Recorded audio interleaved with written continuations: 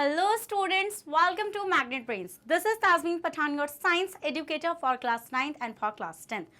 तो जैसे कि मैंने आपको अभी बताया कि मैं आप लोगों को पढ़ाने वाली हूँ क्लास 9th और क्लास 10th की साइंस, वो भी फुल कंप्लीट डिटेल्ड कोर्स के साथ, जिसमें आपको मिलेंगे डेली प्रैक्टिस पेपर्स। और स्टूडेंट्स, अगर आप लोग सीबीएसई बोर्ड से आते हैं तो हम आपको प्रोवाइड कराते हैं केजी से लेकर क्लास 12 तक की फ्री ऑफ कॉस्ट क्लासेस। और अगर आप लोग स्टेट बोर्ड से आते हैं जैसे कि MP board, UP board, Bihar board, Delhi board and Rajasthan board, तो हम आपको प्रोवाइड कराते हैं 6 से लेकर क्लास 12 तक की फ्री ऑफ कॉस्ट क्लासेस। और अगर आपको e books and e notes चाहिए, उसका लिंक आपको हमारे डिस्क्रिप्शन बॉक्स में मिल जाएगा, तो आप जाकर उसको वहां से अवेल कर सकते हैं। सो भाई, विदाउट एनी फर्दर डिले शुरू करते हैं आज का धमाकेदार सेशन, जिसके अंदर हम लोग लाइफ प्रोसेस वाले चैप्टर को रिवीजन करने जा रहे हैं, मतलब उसको रिवाइज करने जा रहे हैं। उसका पार्ट 1 मैं लेकर आई हूं यहाँ पर। पार्ट 2 भाई, आपको ऑब्वियस ही बात आपको पता है कि पार्ट में क्यों आएगा इस चैप्टर, क्योंकि चैप्टर बड़ा है, तो ये एक पार्ट में नहीं हो सकता, इसलिए 2 पार्ट में जाएगा चैप्टर, जिसमें पार्ट 1 आज हम लोग डिस्कस करेंगे, जिसके अंदर मैंने nutrition, digestive system and respiration को कंसिडर किया है। और इसका जो नेक्स्ट रिमेनिंग पार्ट होगा, उसमें जितने भी टॉपिक्स होंगे वो सब उसके अंदर चले जाएंगे। तो भाई जल्दी से हेडिंग लगा लीजिए, कंप्लीट चैप्टर रिवीजन पार्ट 1। तो आज हम लोग इसके अंदर जितनी भी चीज़ें मैं आपको बताऊंगी ना, उससे बाहर पेपर नहीं जाएगा। आई मस्ट से, मैं गारंटी देती हूँ इस बात की, पेपर बाहर नहीं जाएगा। आ जाओ, बस क्या शर्त रहेगी? शर्त यही रहेगी कि आपको कंसंट्रेशन बिठाना है कहाँ पर, क्लास के अंदर, क्योंकि अगर आप कंसंट्रेशन नहीं बिठाएंगे तो बेकार है फिर आपका सब कुछ। और अगर कोई स्टूडेंट चाहता है कि मैम हमें तो डिटेल चाहिए, तो डोंट वरी, मैग्नेट ब्रेन्स पर जाओ, यूट्यूब पर जाओ, यूट्यूब पर मैग्नेट ब्रेन्स पर जाओ, एंड मैग्नेट ब्रेन्स पर जाने के बाद एक प्लेलिस्ट का ऑप्शन आएगा। उस प्लेलिस्ट में आप क्लास, जब नीचे ऐसे स्क्रॉल करेंगे तो आपको वहाँ पर मेरी प्लेलिस्ट बनी हुई मिल जाएगी। वहाँ पर आपको मेरे पूरा चैप्टर के सारे एक्सप्लेनेशन पार्ट वहाँ पर आपको ईजिली अवेलेबल हो जाएगा।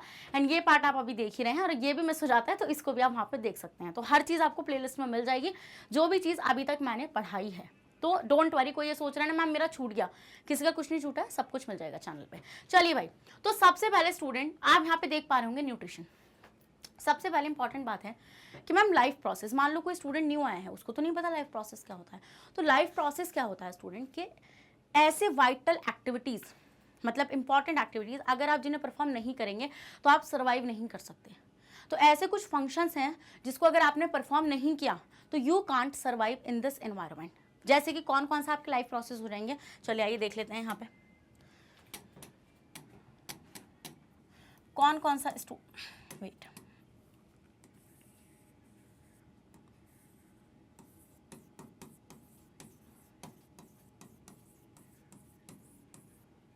तो कौन कौन से लाइफ प्रोसेस आपके हो जाते हैं यहाँ पर, हम ये देखते हैं। आपके यहाँ पर आपके हो जाते हैं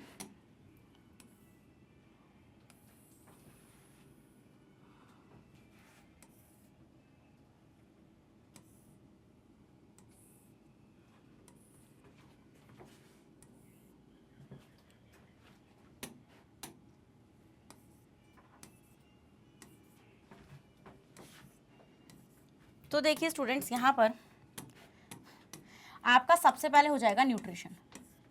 क्या हो जाएगा स्टूडेंट? आपका सबसे पहले हो जाएगा न्यूट्रिशन।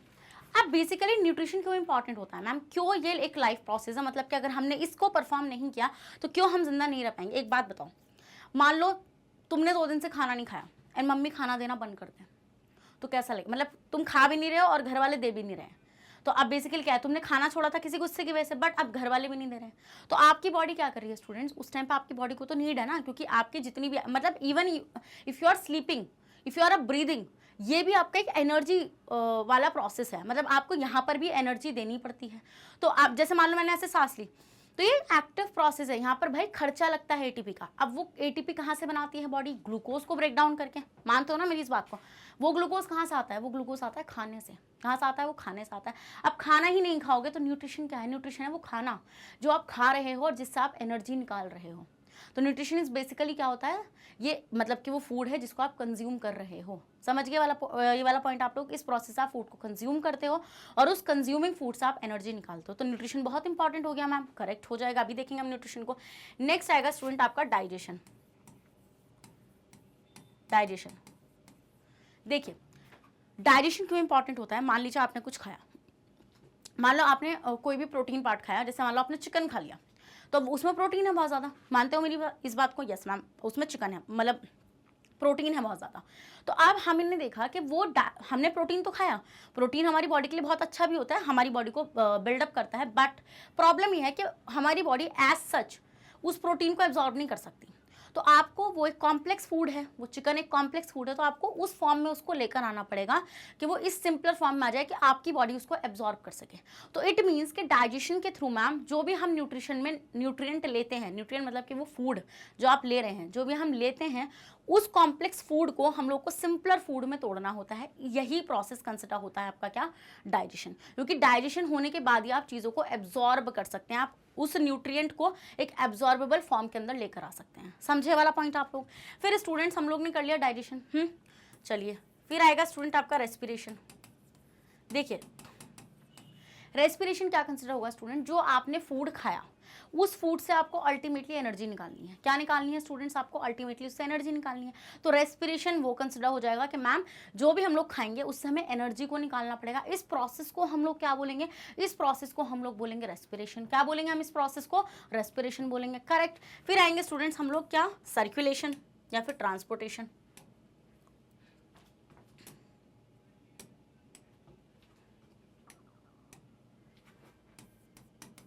सर्कुलेशन, सर्कुलेशन क्या होता है, जो भी चीज़ें आपने अभी तक खाई, जैसे आपने डाइजेशन में जो भी चीज़ें आपने पहले न्यूट्रिशन लिया, मान लो आपने चिकन खा लिया तो वो प्रोटीन था, बट उस प्रोटीन को बॉडी ने तोड़ दिया अमाइनो एसिड्स में, किसके थ्रू, डाइजेशन के थ्रू। अब वो जो अमाइनो एसिड है वो सेल तक पहुंचना चाहिए, क्योंकि सेल उससे एनर्जी निकालेगी। या आपने कार्बोहाइड्रेट खाया, वो कार्बोहाइड्रेट टूट गया ग्लूकोज में, तो वो ग्लूकोज सेल के पास पहुंचना चाहिए। जब ही तो भाई सेल ही तो रेस्पिरेशन कर रही है ना, बेसिकली सेल ही तो एटीपी बना रही है, तो सेल तक तो ये सारी चीज़ें पहुँचानी ज़रूरी है। इट मीन्स कि मैम मान लीजिए ये सेल है, क्या है, ये हमारी ये सेल है, तो हम ये चीज़ नोटिस करेंगे यहाँ पर, हम क्या चीज़ नोटिस करेंगे बच्चा, कि यहाँ पर आपका जो ग्लूकोज है C6H12O6 और साथ में ऑक्सीजन, इन दो चीज़ों की सेल को रिक्वायरमेंट होती है, और इन दो चीज़ों को जब वो इस ग्लूकोज को ऑक्सीडाइज करती है ना, तब जाके वो यहाँ से ATP का फॉर्मेशन कर पाती है। साथ में CO2 एंड वाटर भी रिलीज हो जाता है। तो बेसिकली ये जो ATP है ये सेल ही तो बना रही है, तो सेल के पास तक आपको ग्लूकोज भी पहुंचाना है जो आपने डाइजेशन के थ्रू मतलब तोड़ ताड़ के बनाया है, डन। और आपको ये ऑक्सीजन भी पहुंचानी पड़ेगी, और ये ऑक्सीजन आप पहुंचा पाओगे कहाँ से, ब्रीदिंग से। कौन से पार्ट से, ब्रीदिंग से। Breathing is in the sense कि आप ऐसे जो सांस ले रहे हो उसको आपको पहुंचाना पड़ेगा ऑक्सीजन को सेल तक, क्योंकि ऑक्सीडेशन होना है यहाँ पे ग्लूकोज का। तो ये कौन पहुंचाएगा सेल तक, इसको पहुंचाएगा आपका सर्कुलेटरी सिस्टम। इट मीन्स कि ये एक ऐसा डिलीवरिंग सिस्टम है आपकी बॉडी के अंदर का, जो हर चीज़ें इधर से उधर सप्लाई कर रहा है, ट्रांसपोर्ट कर रहा है। इसके अंदर क्या आता है आपका, ब्लड, हार्ट, ब्लड वेसल्स, वो हम लोग इसके अंदर पढ़ेंगे, जो आज के सेशन में इंक्लूड नहीं होने वाला है, ये आपका नेक्स्ट पार्ट में इंक्लूड होगा। फिर स्टूडेंट्स हम लोग देखेंगे एक्सक्रीशन।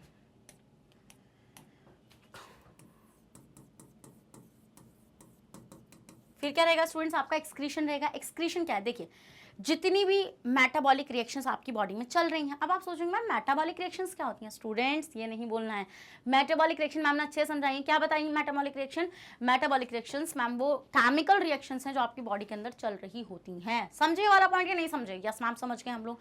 तो उस दौरान कुछ वेस्ट प्रोड्यूस होता है, जैसे कि ये केमिकल रिएक्शन है, मानते हो नहीं मानते हो, देखो ना ग्लूकोज का ऑक्सीडेशन हुआ है, यहाँ पर ये CO2 बनती हुई नजर आ रही है, ये एक वेस्ट है। क्या है, ये एक वेस्ट है, तो इसको रिमूव करना पड़ेगा। फिर हम ये देखते हैं स्टूडेंट्स कि लिवर में, लिवर क्या करता है, जैसे कुछ अमाइनो एसिड्स होंगे वो उसको तोड़ देगा, तो उसका जो NH2 वाला पार्ट होता है, जैसे अमाइनो एसिड क्या होता है, कार्बन, इधर साइड NH2 पार्ट होता है और इधर साइड आपका COH पार्ट होता है, यहाँ पर आपका R ग्रुप लगा हुआ होता है, H और R। तो ये R चेंज होता रहता है तो अमाइनो एसिड चेंज होता रहता है। तो हम ये देखते हैं लिवर इस पार्ट को निकाल लेता है और इससे ग्लूकोज बना लेता है इतने पार्ट से, और ये जो पार्ट है NH2 ये है आपका नाइट्रोजिनस वेस्ट। क्या है स्टूडेंट, ये है आपका नाइट्रोजिनस वेस्ट। तो अब ये नाइट्रोजिनस वेस्ट का एक्यूमुलेशन बॉडी में बहुत ही ज़्यादा खतरनाक होता है, तो भाई हमें तो ये एक्यूमुलेशन नहीं चाहिए, तो हम क्या करेंगे स्टूडेंट, हम इसको रिमूव करेंगे, और इसको रिमूव करने का जो प्रोसेस है वही है आपका क्या, एक्सक्रीशन। क्या है स्टूडेंट्स, वही है आपका एक्सक्रीशन। समझ में आई ये चीज़। तो ये है लाइफ प्रोसेस के वो 5 ऐसे मतलब ये 5 ऐसे प्रोसेस हैं, अगर इसे कोई ऑर्गेनिज्म परफॉर्म नहीं करेगा तो उसकी डेथ हो जाएगी। अगर इसमें से एक भी प्रोसेस स्किप किया तो उसकी डेथ हो जाएगी। तो समझ में आ गया आपको लाइफ प्रोसेस क्या होता है। तो चैप्टर का मैंने मेन मोटिव तो आपको चमका दिया। अब हम एक एक करके डिटेल में जो मैं इस सेशन के अंदर लेकर आई हूँ वो देखेंगे। जैसे इस सेशन के अंदर हम लोग क्या डिस्कस करने वाले हैं, न्यूट्रिशन। न्यूट्रिशन हम एनिमल्स में भी देखेंगे, प्लांट्स में भी देखेंगे। डाइजेशन हम लोग देखेंगे यहाँ पे, और रेस्पिरेशन। इतने टॉपिक्स का आज हमारा मेन टारगेट है कि आज हम इन 3 को खत्म कर लेंगे, और ये जो रिमेनिंग है ये आपके पार्ट 2 में चला जाएगा। चलिए शुरू करें, जल्दी से थम्स अप। चलिए भाई, रेड हार्ट कमेंट कर दो इसी बात पे। स्क्रीनशॉट ले लो आप इसका, ले लिया आपने इसका स्क्रीनशॉट। चलो, तो students as you can see here कि सबसे पहले हम देखेंगे न्यूट्रिशन क्या होता है। चलो यहाँ को,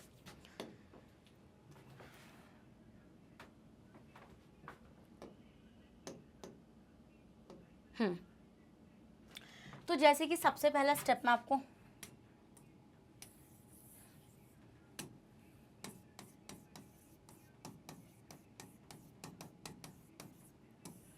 सबसे पहले स्टेप क्या हो जाएगा, न्यूट्रिशन। चलिए न्यूट्रिशन क्या होता है। अब देखो, अभी मैंने आप लोगों को एक चीज़ बताई थी, न्यूट्रिशन इज बेसिकली कि मैम जो हम फूड कंज्यूम कर रहे हैं और उससे जो एनर्जी निकाल रहे हैं वो प्रोसेस है आपका न्यूट्रिशन। अब न्यूट्रिशन कितने टाइप का होता है, न्यूट्रिशन आपके 2 टाइप का होता है। मतलब जो ऑर्गेनिज्म होता है वो 2 तरीके के न्यूट्रिशन को परफॉर्म करता है। एक होता है ऑटोट्रॉफिक और एक होता है हेटरोट्रॉफिक। इट मीन्स कि मैम वो जो फूड कंज्यूम कर रहा है, वो ऑर्गेनिज्म जो फूड कंज्यूम कर रहा है, डिपेंड करता है क्या वो खुद से बना रहा है। अब आप बोलेंगे मैम खुद से बना रहा है, हाउ इट इज पॉसिबल, कि फैक्ट्री चल रही है उसकी। बिल्कुल, प्लांट्स की फैक्ट्री ही चल रही है। किस तरीके से स्टूडेंट्स, प्लांट अपना खाना खुद से बनाते हैं with the help of a sunlight and chlorophyll, और साथ में CO2 एंड वाटर का इस्तेमाल करके वो अपना खाना खुद से बना लेते हैं। बट हम जैसे नकारा प्राणी जो ह्यूमन कैटेगरी में आते हैं और जो आपके एनिमल्स कैटेगरी में आते हैं, वो अपना ये काम खुद से नहीं कर सकते हैं। We depend on other organism for the food, like we depend on animals and plants for the food requirement of the body. समझे वाला पॉइंट आप लोग। तो जो ऐसे न्यूट्रिशन को परफॉर्म करेंगे जो अपना खाना खुद से नहीं बना सकते हैं, वो क्या कहलाएंगे, आपके हेटरोट्रॉफिक ऑर्गेनिजम्स कहलाएंगे, और ऐसे ऑर्गेनिजम्स कहलाएंगे हेटरोट्रॉफ्स। डन, समझ में आई ये वाली चीज़ आप लोगों को। यस मैम, ये चीज़ हमें समझ में आई है। The process of taking in food, मतलब उस फूड को लेना और उससे and utilising, it is called nutrition. और क्या करना स्टूडेंट्स, उसको यूटिलाइज करना ही क्या कहलाता है, आपका न्यूट्रिशन कहलाता है। तो न्यूट्रिशन आपके फर्दर कितने टाइप्स के होते हैं स्टूडेंट्स, मैंने आपको बताए हैं 2 टाइप के। एक होता है ऑटोट्रॉफिक और एक होता है आपका हेटरोट्रॉफिक। पहले तुम को ये बताओ किस किसने MIQ सेशन मिस करा है, किया है किसी ने MIQ सेशन मिस? कर भी मत देना, मैंने 25 इंपॉर्टेंट क्वेश्चंस वहाँ पे डिस्कस करे हैं, जाकर उनको ज़रूर देखना है, बहुत इंपॉर्टेंट है भाई वो, उनको मिस मत कर देना गलती से भी आप लोग। देखो ऑटोट्रॉफिक न्यूट्रिशन में क्या आएगा आपका, ऑटोट्रॉफिक न्यूट्रिशन होगा जब मैम ऑर्गेनिज्म जो होगा, when an organism makes there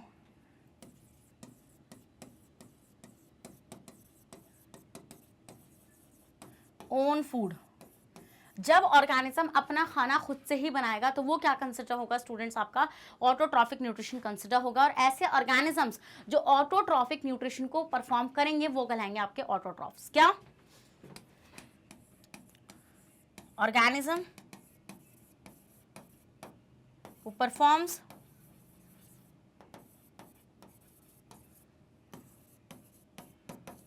autotrophic nutrition, वो क्या कहलाएंगे स्टूडेंट्स आपके, वो कहलाएंगे आपके ऑटोट्रॉफ्स।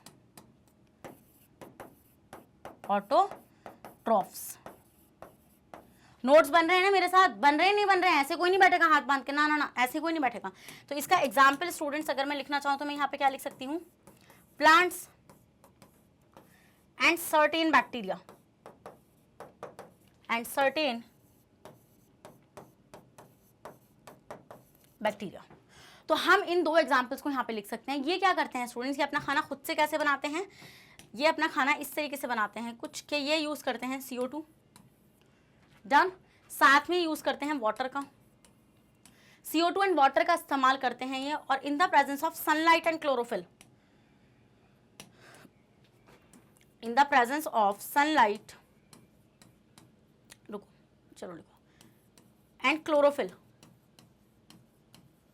ये क्या फॉर्म कर लेते हैं स्टूडेंट्स, ये फॉर्म कर लेते हैं यहाँ से ग्लूकोज C6H12O6, और साथ में ऑक्सीजन गैस का फॉर्मेशन हो जाता है।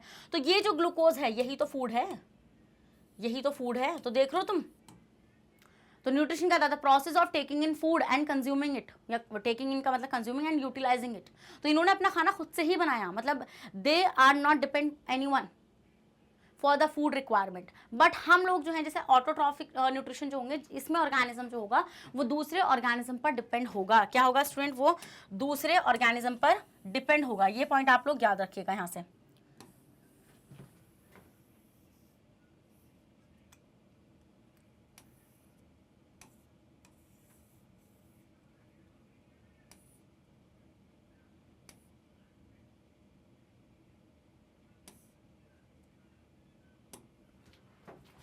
ठीक है, वो रिएक्शन मैंने वहाँ पे साइड में कर दिया बिकॉज मेरे पास स्पेस नहीं है यहाँ पे। चलो समझ में आया? इस तरीके से मतलब इस रिएक्शन के थ्रू ये लोग क्या करते हैं, अपना खाना बनाते हैं। डन, समझ में आगे वाली चीज आप लोगों को। चलिए नेक्स्ट आते हैं स्टूडेंट्स हम लोग हेट्रोट्रॉफिक न्यूट्रिशन पे। तो हेट्रोट्रॉफिक न्यूट्रिशन के बारे में मैम ने आपको क्या बताया कि मैम इसमें जो ऑर्गेनिज्म होगा वो अपना खाना खुद से नहीं बना पाएगा, वो दूसरे ऑर्गेनिज्म पर डिपेंड करेगा for their food requirement. When an organism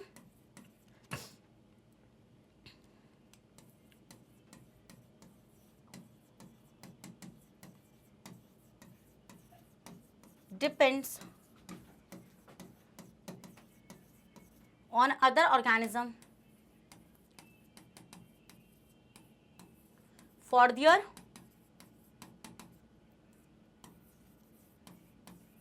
food requirement, for their food requirement। चलो ये चीज तो समझ में आ गई। और ऐसे ऑर्गेनिज्म जो होंगे जो क्या करेंगे, जो हेट्रोट्रॉफिक न्यूट्रिशन को परफॉर्म करेंगे, they will considered as heterotrophs. organisms who perform heterotrophic nutrition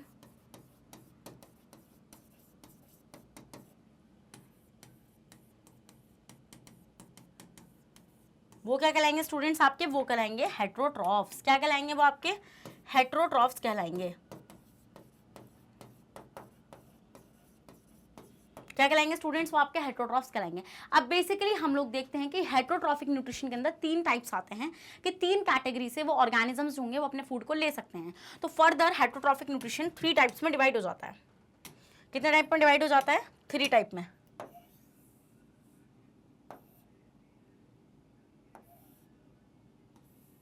चलिए आइए देखते हैं।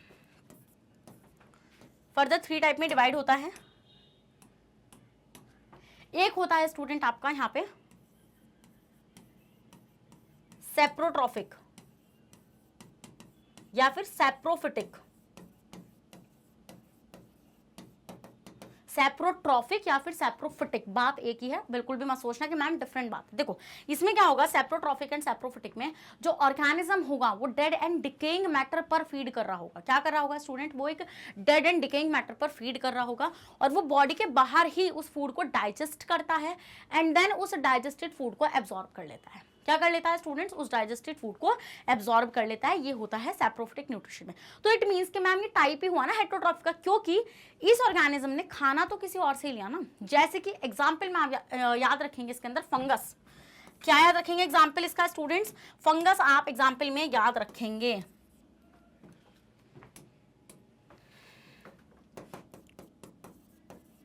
Example fungus. समझ में आई वाली चीज आप लोगों को? चलिए नेक्स्ट आ जाते हैं स्टूडेंट हम लोग यहाँ पे पैरासिटिक। पैरासिटिक न्यूट्रिशन के अंदर क्या होता है स्टूडेंट्स? ये भी हेट्रोट्रॉफिक है बट इसमें जो ऑर्गेनिज्म होता है वो लिविंग ऑर्गेनिज्म पर फीड करता है, मतलब कि जिंदा आदमी। भाई यू वॉन्ट बिलीव, सरों में जुएं हो जाना इज द पैरासिटिक न्यूट्रिशन। वो जुएं जो है वो पैरासिटिक न्यूट्रिशन को फॉलो कर रही हैं। क्या कर रही हैं वो? पैरासिटिक, क्योंकि वो क्या है, हम तो जिंदा है ना, बट फिर भी वो हमसे न्यूट्रिशन लेती हैं, हमारे ब्लड को सक करती हैं और उस ब्लड से जो न्यूट्रिशन मिलता है उससे वो जिंदा रहती हैं। कुत्तों पे टिक्स हो जाती हैं, कैट पर फ्लीज हो जाती हैं। कसकटा याद है जब मैंने डिटेल एक्सप्लेनेशन पढ़ाई थी इसकी, वहां पर मैंने आपको एग्जाम्पल बताया था कसकटा, जिसको हम अमर बेल बोलते हैं। इसके पास कोई लीफ नहीं होती, कोई क्लोरोफिल नहीं होता, बट ये जिस पेड़ पर चढ़ जाती है उसको खत्म कर देती है, क्योंकि ये सारा का सारा न्यूट्रिशन उस पेड़ से लेती रहती है। समझे वाला पॉइंट आप लोग? पैरासिटिक न्यूट्रिशन क्या होगा इसका एग्जाम्पल आप लिख सकते हैं। सब इतने सारे एग्जाम्पल्स मैंने आप लोगों के साथ शेयर करे। एग्जाम्पल में आप लिखेंगे यहाँ पे कसकटा, ये एक प्लांट पैरासाइट है और जो जो ऑर्गेनिज्म पैरासिटिक न्यूट्रिशन को परफॉर्म करते हैं वो कहलाते हैं पैरासाइट्स। और पैरासाइट्स में दो कैटेगरीज अभी आगे बताने वाली हूँ, ectoparasite, endoparasite. Ecto जो होते हैं जो बॉडी के ऊपर रह रहे हैं, और एंडो जो बॉडी के अंदर रह रहे हैं। जैसे मैंने तुम्हें बताया था एस्कैरिस, एस्कैरिस एक क्या होता है, राउंड वर्म होता है। वो भाई उसको ह्यूमन बॉडी बहुत पसंद है, वो कहता है इसी के स्मॉल इंटेस्टाइन रहूंगा चाहे कुछ भी हो जाए, चाहे कुछ भी हो जाए। तो उसको वो होस्ट मतलब उसकी होस्ट ही हम लोग हैं। होस्ट मतलब जिस पर पैरासाइट रह रहा है, जिससे न्यूट्रिशन ले रहा है। समझे वाला पॉइंट आप लोग? Yes ma'am. कसकटा हो गया आपका, वॉर्म्स हो गए आपके, लाइस, टिक्स, लीचेस, ये सब कुछ क्या हो जाएगा स्टूडेंट आपके पैरासिटिक न्यूट्रिशन के अंदर आ जाएंगे। नेक्स्ट आते हैं स्टूडेंट आपका होलोजोइक न्यूट्रिशन। होलोजोइक न्यूट्रिशन में स्टूडेंट हम लोग देखते हैं कि जो ऑर्गेनिज्म होता है वो सॉलिड फूड का इंटेक करता है। किसका? सॉलिड फूड का इंटेक करता है, और सॉलिड फूड के इंटेक के बाद उसको बॉडी के अंदर ही डाइजेस्ट करके उससे न्यूट्रिशन ले लेता है। तो इसके एग्जाम्पल से अमीबा, अमीबा एक सॉलिड फूड का क्या करता है स्टूडेंट्स, इंटेक करता है। एंड आपके ह्यूमन, हम लोग भी तो ये करते हैं। कौन सा तुम डाइजेस्टेड फूड खा रहे हो, तुम्हें कुछ दे दूं मैं से सड़ा गला, खा जाओगे तुम उसको? तुम क्या करोगे, मैम सॉलिड दो, हम वो खाएंगे, फिर हम खुद निकाल लेंगे उससे न्यूट्रिशन वगैरह। समझे वाला पॉइंट? तो ये न्यूट्रिशन की पूरी कैटेगरी आपके सामने है। मैंने जो एक फ्लो चार्ट में रिप्रेजेंट करी है, इस फ्लो चार्ट का स्क्रीनशॉट ले लो। मैं गारंटी, मतलब तुमने अगर मेरे ये वाले नोट्स पे रिवाइज कर लिया ना, बहुत अच्छे मार्क्स आ जाएंगे अलॉन्ग विद एनसीईआरटी। ले लो भाई इसका स्क्रीनशॉट। ले लिया? आगे बढ़ जाऊँ? ओके चलिए। नहीं, इसको क्यों मैं डिलीट कर रही हूँ, यहाँ पर आओ। अब देखो, तो ये समझ में आ गया आपको कि न्यूट्रिशन क्या होता है मैम। न्यूट्रिशन वो प्रोसेस है जहाँ पर हम लोग फूड को लेते हैं और उस फूड को यूटिलाइज करते हैं। मोड ऑफ न्यूट्रिशन में आपके दो टाइप के न्यूट्रिशन आ जाएंगे यहाँ पे स्टूडेंट्स, ऑटोट्रॉफिक एंड हेट्रोट्रॉफिक। बता दिया मैंने ऑटोट्रॉफिक न्यूट्रिशन कौन सा होता है, जिसमें ऑर्गेनिज्म अपना खाना खुद से बनाता है। तो autotrophic nutrition is that mode of nutrition in which an organism makes its own food या फिर synthesise its own food from the simple inorganic substance. Inorganic जैसे CO2 water, like CO2 and water present in the surrounding with the help of sunlight, और sunlight की help से। Heterotrophic nutrition में क्या होता है स्टूडेंट्स, तो organism can not make it's own food. Organism खुद से अपना खाना नहीं बना सकता है from the inorganic raw material. ऐसा नहीं है कि मैं तुम्हें बोल दूँ कि लो भाई ये रही CO2, ये रहा वाटर, बनाओ जरा खाना। नॉट पॉसिबल, ये पॉसिबल ही नहीं है। समझे वाला पॉइंट आप लोग? Like CO2 and water and uses the food made by autotrophic organism directly और इनडायरेक्टली। और हम लोग कहीं ना कहीं डायरेक्टली और इनडायरेक्टली किस पर डिपेंड है स्टूडेंट्स, ऑटोट्रॉफ्स पर ही डिपेंड है। क्यों सोच रहे होंगे आप, क्यों? क्योंकि देखिए, मान लीजिए आपके पास कोई प्लांट था और इस प्लांट को खा गई डियर, नहीं डियर नहीं खा गई, इसको खा गई गॉट, और इस गॉट को खा गया ह्यूमन। बेसिकली हमने खाया तो गॉट को, बट गॉट के पास जो एनर्जी थी वो आई तो प्लांट से थी ना। गॉड के पास भी एनर्जी आई तो प्लांट से ही थी ना। तो energy level two level pass होती रहती है। तो हम लोग डायरेक्टली या इनडायरेक्टली प्लांट्स पर ही डिपेंड होते हैं। मान लो हमने गॉड नहीं खा के हमने डायरेक्टली प्लांट को खा लिया, तो ये डायरेक्टली डिपेंडेंसी हो गई। बट हमने अगर गॉड को खाया तो गॉड ने पहले प्लांट को खाया था ना। तो प्लांट को खाने के बाद प्लांट की एनर्जी उसके अंदर, एंड देन फिर गॉड की एनर्जी हमारे अंदर आ गई। तो हम लोग कहीं ना कहीं गॉड के थ्रू हम इनडायरेक्टली डिपेंड थे प्लांट पर, बट अगर हमने डायरेक्टली प्लांट खा लिया तो हम लोग उस पर डायरेक्टली डिपेंड हो गए थे। तो इसलिए ये बहुत इंपॉर्टेंट होता है आपके कॉन्सेप्ट को क्लियर करना कि डायरेक्टली और इनडायरेक्टली हम लोग कैसे डिपेंड कर रहे हैं। पहले आप इसका स्क्रीनशॉट ले लो। समझ में आ रहा है, नहीं आ रहा है, जल्दी से बताओ। बढ़िया लग रहा है रिवीजन सेशन? तो जल्दी सी बात पर एडहाट कमेंट कर दो। आओ भाई देखो, अब जैसे हेट्रोट्रॉफिक न्यूट्रिशन क्या होता है बताया पीछे कि जब ऑर्गेनिज्म डायरेक्टली इनडायरेक्टली ऑटोट्रॉफ्स पर ही डिपेंड कर रहा है। जैसे कि ये आपके फर्दर 3 कैटेगरीज में डिवाइड होते हैं, saprotrophic nutrition, parasitic and holozoic. 3 categories हैं। जैसे कि सेप्रोट्रॉफिक न्यूट्रिशन में स्टूडेंट्स मैंने आपको क्या बताया था कि जो ऑर्गेनिज्म होता है वो सड़े गले फूड से अपना क्या लेता है, न्यूट्रिशन लेता है। जैसे कि एग्जाम्पल में अगर मैं आप लोगों को बताऊँ, फंगस याद है, वो एक ब्रेड थी,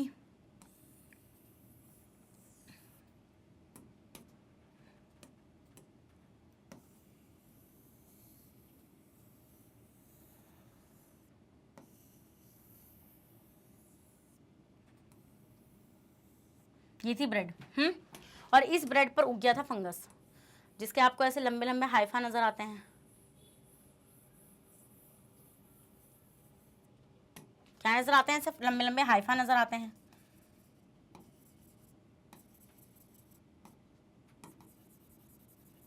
these are the hyphae of fungus.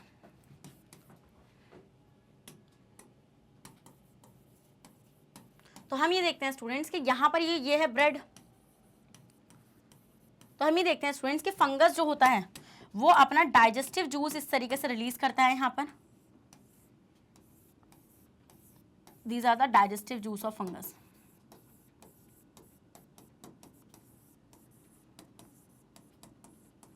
ऐसे डाइजेस्टिव जूस वो रिलीज करता है। डाइजेस्टिव जूस रिलीज करने के बाद स्टूडेंट हम ये देखते हैं कि यहाँ का ये पार्ट जो होगा ये ऐसे डाइजेस्ट हो जाएगा एंड देन फंगस इसको एब्जॉर्ब कर लेगा। उस ये अब डाइजेस्ट हो चुका है, ये है डाइजेस्टेड फूड।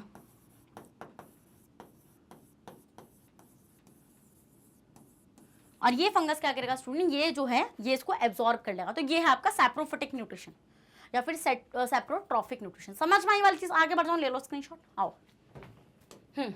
तो saprophytic is a nutrition in which an organism obtain its food from dead and decaying organic matter of dead plants, dead animals and रॉटन breads, वो जो सड़ जाती हैं ब्रेड्स। पैरासिटिक न्यूट्रिशन, अब देखो आप बोलोगे मैम हमें कैसे पता चलेगा फंगस ने काम करा।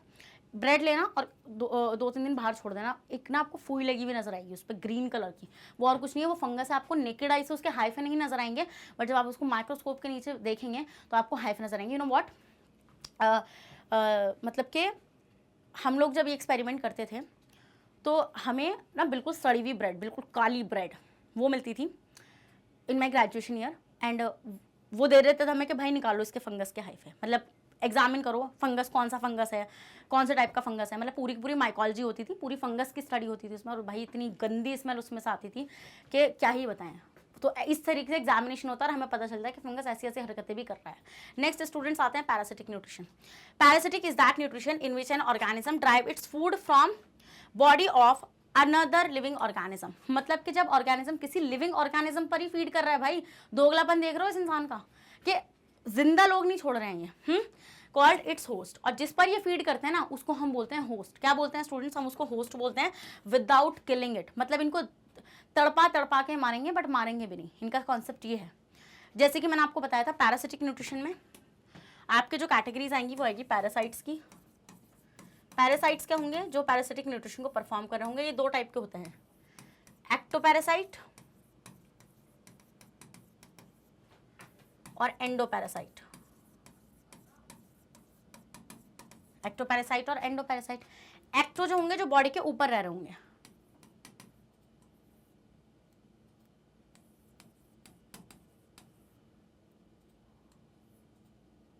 ऑन दी बॉडी, और ये कहाँ रह रहे होंगे? अंदर, इनसाइड दी बॉडी। समझे वाला पॉइंट आप लोग? जैसे इसका एग्जाम्पल मैंने आपको बताया था, इसका एग्जाम्पल आप क्या रख सकते हैं? लाइस ऑन ह्यूमन, ह्यूमन के सरों में जुए हो जाना। टिक्स ऑन डॉग्स, कुत्तों पर चींचड़ी हो जाना।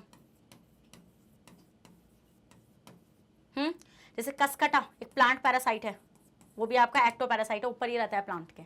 एंडो पैरासाइट में आप याद रख सकते हैं एग्जाम्पल में एस्कैरिस। एस्कैरिस एक ऐसा राउंड वर्म होता है जो ह्यूमन के स्मॉल इंटेस्टाइन में रहता है। कहता है कुछ भी हो जाए मुझे चाहिए ह्यूमन, ह्यूमन से इसको बहुत प्यार है।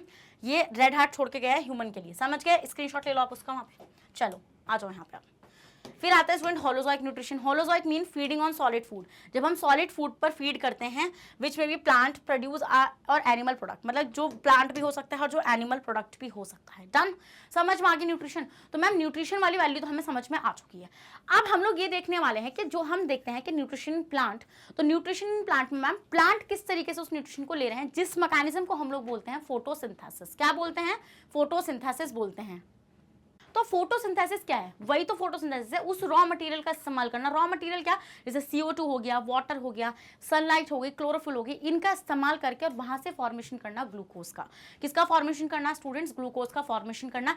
इसी प्रोसेस को हम बोलेंगे फोटोसिंथेसिस। बहुत ज्यादा क्वेश्चन इसका कहां पर आता है? बोर्ड में आता है। चलिए, तो आप जो भी मैं आपको यहाँ पे सिखा रही हूँ फोटोसिंथेसिस के बारे में, सिर्फ उतना आप याद रखें और एक्स्ट्रा आपको याद करने की जरूरत ही नहीं है। चलो हेडिंग ला लो, फोटोसिंथेसिस। तो फोटोसिंथेसिस बेसिकली प्रोसेस क्या है? देखो, फोटो का मतलब होता है लाइट। फोटो का मतलब क्या होता है? लाइट होता है। सिंथेसिस का मतलब होता है बनाना। फोटोसिंथेसिस। डन? तो लाइट की प्रेजेंस में आप किसी चीज का सिंथेसिस कर रहे हैं। किस चीज का सिंथेसिस कर रहे हैं स्टूडेंट्स? आप सिंथेसिस कर रहे हैं फूड का। किसका? फूड का। तो it is the process by which a plants can make their own food with the help of sunlight and chlorophyll. तो क्या है स्टूडेंट? ये वो प्रोसेस है, process by which plants make their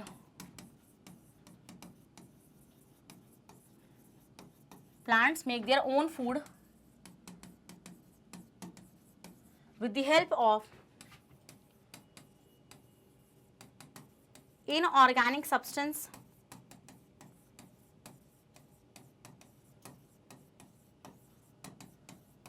like CO2,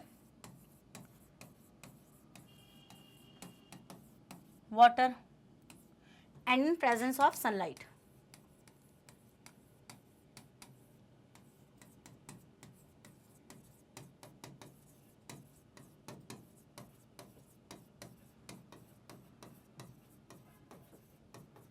sunlight और chlorophyll की presence में, किसके, सनलाइट और क्लोरोफिल की प्रेजेंस में आप क्या करते हैं स्टूडेंट्स, फोटोसिंथेसिस को परफॉर्म करते हैं।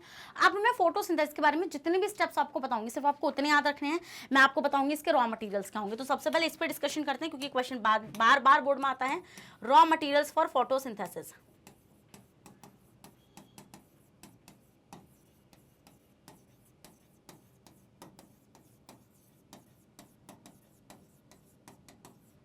फोटोसिंथेसिस के रॉ मटेरियल्स क्या है। रॉ मटेरियल होते हैं स्टूडेंट्स कच्ची सामग्री। क्या होती है रॉ मटेरियल, कच्ची सामग्री होती है। कि मतलब मैम ये फोटोसिंथेसिस को परफॉर्म करने के लिए, जैसे अगर आपको फोटोसिंथेसिस की रिएक्शन याद हो तो मैं रिएक्शन यहाँ पे लिखना चाहती हूँ जिससे आपको एक आइडिया लगे कि हम क्या कर रहे हैं। देखिए प्लांट जो होता है स्टूडेंट वो आपका CO2 का इस्तेमाल करता है,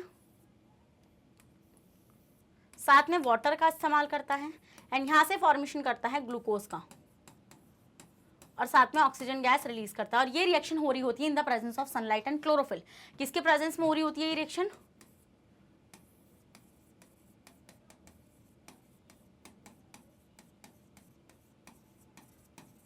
सनलाइट एंड क्लोरोफिल के प्रेजेंस में रिएक्शन चल रही होती है आपकी। तो मतलब के रिक्वायरमेंट रॉ मटेरियल का मतलब होता है कि ग्लूकोज बनाने के लिए, जो ग्लूकोज बन रहा है इसको बनाने के लिए जरूरत किस किस चीज की पड़ी। तो इसके लिए आपको 3-4 चीजों की जरूरत पड़ी, 4 चीजों की। फिर मैं बताती हूँ ये 4 चीजें आपको मिलती कहाँ से हैं। जैसे आपको CO2 की जरूरत पड़ी, आपको वाटर की जरूरत पड़ी, आपको सनलाइट की जरूरत पड़ी और आपको जरूरत पड़ी स्टूडेंट्स क्लोरोफिल की। आपको किसकी जरूरत पड़ी, क्लोरोफिल की जरूरत पड़ी। देख पा रहे हैं आप यहाँ पे, डन, समझ पा रहे हैं। तो अब हम ये देखेंगे कि मैम ये CO2 आई कहाँ से है, मतलब ये जो रॉ मटेरियल हमें चाहिए था फोटोसिंथेसिस के लिए वो CO2 कहाँ से है। तो CO2 आती है स्टूडेंट्स एटमॉस्फेयर से थ्रू द स्टोमेटा। स्टोमेटा क्या होते हैं, जैसे कि आपके पास पत्ती है, ये मान लीजिए आपके पास पत्ती है, आपने इस पत्ती, जैसे पत्ती थी आपने इसको पलटा, तो आप देखेंगे यहाँ पे ऐसे पलटने के बाद यू विल ऑब्जर्व अ पोर, आपको छोटे छोटे पोर्स नजर आएंगे and basically the pores looking like this, यहाँ पे ऐसे मतलब आपको छेद नजर आएंगे। बट जब मैं आपको उसको बड़ा करके दिखाती हूँ यहाँ पे देखो तो कुछ ऐसा होगा। ये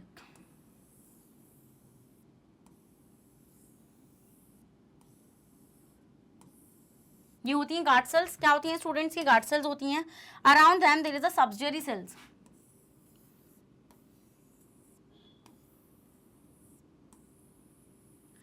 ये they are the subsidiary cells and यहाँ पर आप देखेंगे इसके पास न्यूक्लियस वगैरह तो होगा ही होगा एंड साथ में क्लोरोप्लास्ट भी इसके साथ प्रेजेंट रहेंगे। तो क्या क्या है मैं इसकी नेमिंग कर रही हूँ क्योंकि ये भी एग्जाम में आ जाता है स्टूडेंट्स डायग्राम बनाने के लिए, तो आपको पता होनी चाहिए नेमिंग क्या क्या है। देखिए ये जो मैंने सेल्स बनाई हैं these are the subsidiary sales.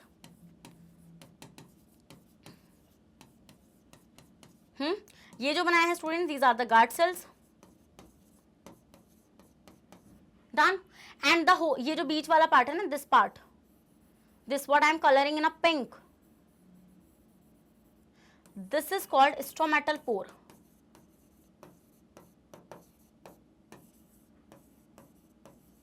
इसको हम लोग क्या बोलते हैं स्टूडेंट्स, स्टोमेटल पोर बोलते हैं और इस स्ट्रक्चर को हम लोग बोलते हैं स्टोमेटा। स्टोमेटा। और ये स्टोमेटा कैसा है, ये ओपन स्टोमेटा है। कैसा है स्टूडेंट्स, ये ओपन स्टोमेटा है। हम ये देखते हैं कि ये जो स्टोमेटल पोर है इसी के थ्रू बाहर एटमॉस्फेयर से, इसी के थ्रू बाहर एटमॉस्फेयर से CO2 अंदर जाती है। क्या जाती है, CO2 अंदर जाती है। तो CO2 की एंट्री कैसे हो रही है, CO2 की एंट्री हो रही है, पहली बात तो हमें ऑब्टेन कहां से हो रही है, फ्रॉम एटमॉस्फेयर।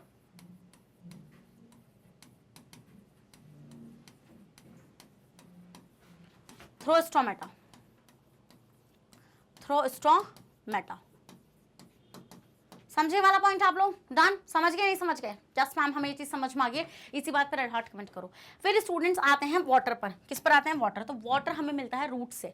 रूट से कैसे? देखो यहाँ पे देखो इस पॉइंट को, जैसे मान लो ये रूट है, ऐसे ही रूट है, तो हम ये देखते हैं there are the root hair present over the roots, ऐसे।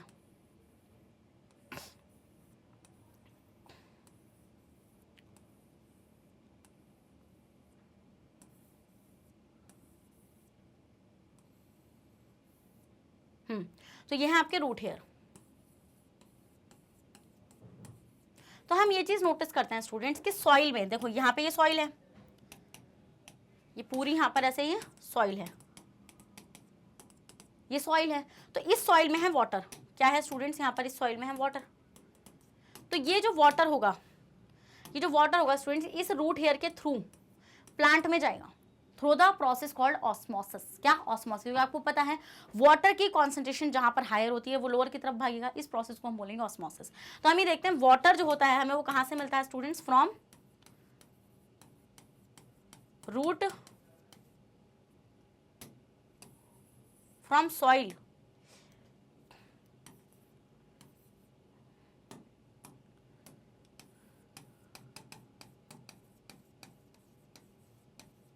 Through root hair. किसके थ्रू स्टूडेंट्स? रूट हेयर के थ्रू आपको क्या मिल जाता है स्टूडेंट्स? वाटर मिल जाता है। नेक्स्ट आते हैं सनलाइट। सनलाइट तो आपको ऑब्वियस सी बात है सन से ही मिलेगी, फ्रॉम सन। तो सनलाइट हमें कहां से मिल जाती है स्टूडेंट? सन से मिल जाती है। एंड क्लोरोफिल हमें मिल जाता है क्लोरोप्लास्ट से।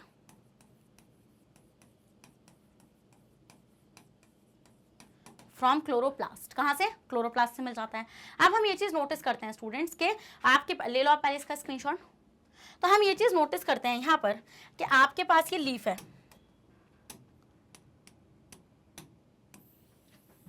ये लीफ है आपके पास। तो जो साइट है ना फोटोसिंथेसिस की, क्या? जो साइट है,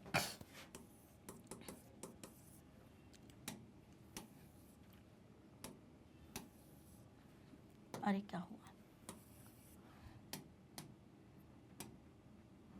हाँ, जो साइट है ना फोटोसिंथेसिस की,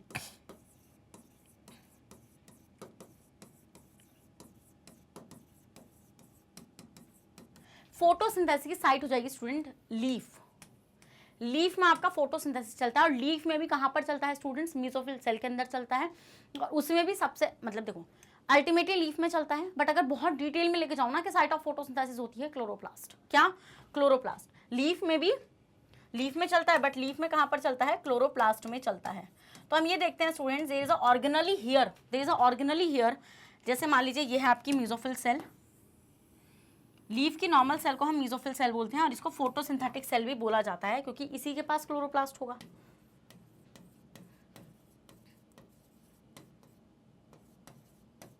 मेसोफिल सेल हम ये देखते हैं, there is a organelle present inside it.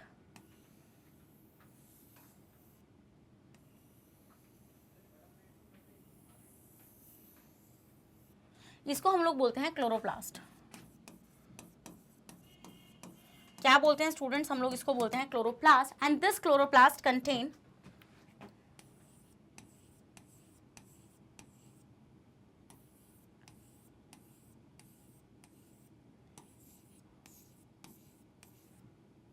ऐसे, and there is a structure है, आपको पता है पूरा स्ट्रक्चर आपको आते ही अच्छे से, ये ऐसे जुड़े हुए रहते हैं with the help of stroma lamellae.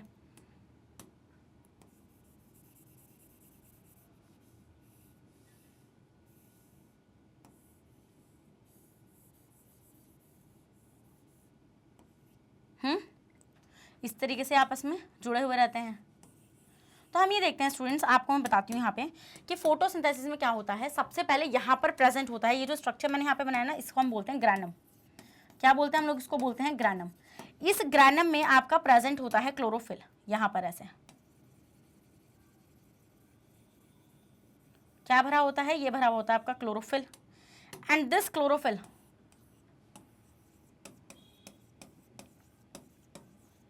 ये जो क्लोरोफिल होता है इसका बहुत इंपॉर्टेंट फंक्शन होता है। क्यों? क्योंकि क्लोरोफिल जो होता है वो अल्टीमेटली सनलाइट को ट्रैप करता है। तो क्लोरोफिल का फंक्शन क्या हो जाएगा?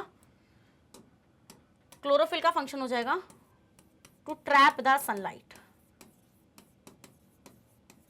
किसको ट्रैप करना है स्टूडेंट्स? सनलाइट को ट्रैप करने का काम किसका होता है? क्लोरोफिल का होता है। डन, समझे वाला पॉइंट? यस मैम, ये चीज हमें समझ में आ गई है, टू ट्रैप द सनलाइट। अब हम ये चीज नोटिस करते हैं कि यहाँ पर आपकी सनलाइट कैप्चर होती है इस जगह पर, एंड अल्टीमेटली CO2 वाटर के साथ रिएक्ट करता है, और इसके साथ यहाँ पर जो एनर्जी यूज होगी ना CO2 एंड वाटर से ग्लूकोज बनाने के लिए, ये आपकी स्ट्रोमा में चलती है। ये खाली स्पेस जो है ये आपका स्ट्रोमा, ये स्ट्रोमा है ना आपका खाली स्पेस। तो हम ये देखते हैं यहाँ पे जो एनर्जी बनेगी ना, यहाँ पर ये जो एनर्जी बनेगी ATP की फॉर्म में, वो आपकी यहाँ पर यूज होती है। डन। तो इस तरीके से आपकी फोटोसिंथेसिस की रिएक्शन चल रही होती है। समझ में आया वाला पॉइंट आप लोगों को? क्या आपको फोटोसिंथेसिस डिटेल में चमका? ये नहीं चमका? जल्दी से बताओ, अगर चमका तो इसी बात पर रेड हार्ट कमेंट करो, इसका स्क्रीनशॉट लो। ले लिया? अब पढ़ लो जरा यहाँ पे, अब तुम्हें सब क्लियर हो जाएगा यूं मक्खन सा। देखो, the process by which green plants make their own food, ये चीज़ बताई मैंने आपको, वो प्रोसेस जिसमें ग्रीन प्लांट जो होते हैं वो अपना खाना खुद से बनाते हैं from CO2 and water by using sunlight energy in the presence of chlorophyll. तो क्लोरोफिल क्यों इंपॉर्टेंट है पता चल गया? यस मैम, क्लोरोफिल इंपॉर्टेंट होता है बिकॉज ये सनलाइट को ट्रैप करता है।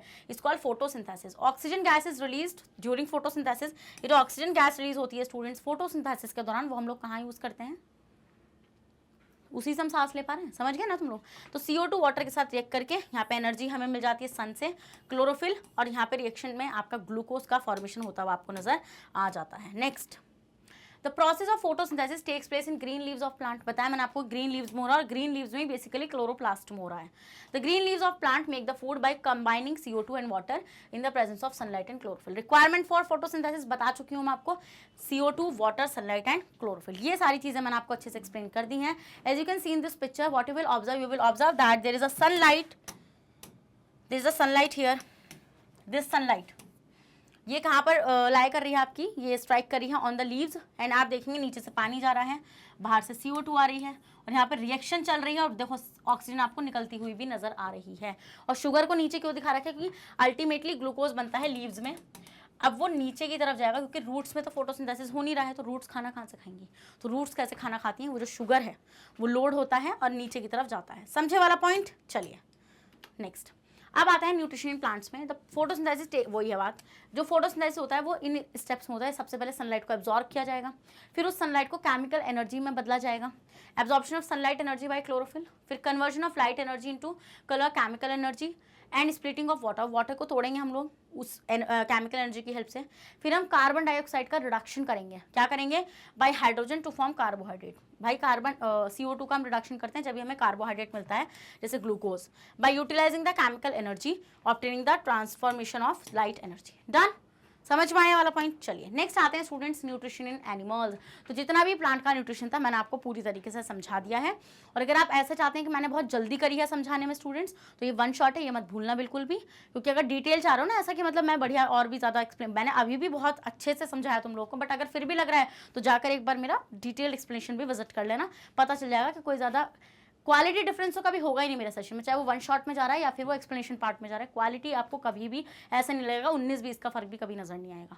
डन, भले से वो चीज़ जल्दी हो सकती है बट क्वालिटी कॉम्प्रोमाइज नहीं चलता है यहाँ पे। चलिए नेक्स्ट, न्यूट्रिशन इन एनिमल्स। अब हम देखेंगे एनिमल्स में न्यूट्रिशन। अब बेसिकली एनिमल्स कैसे न्यूट्रिशन लेने वाले हैं वो तो डिपेंड कर रहे हैं किसी और पे।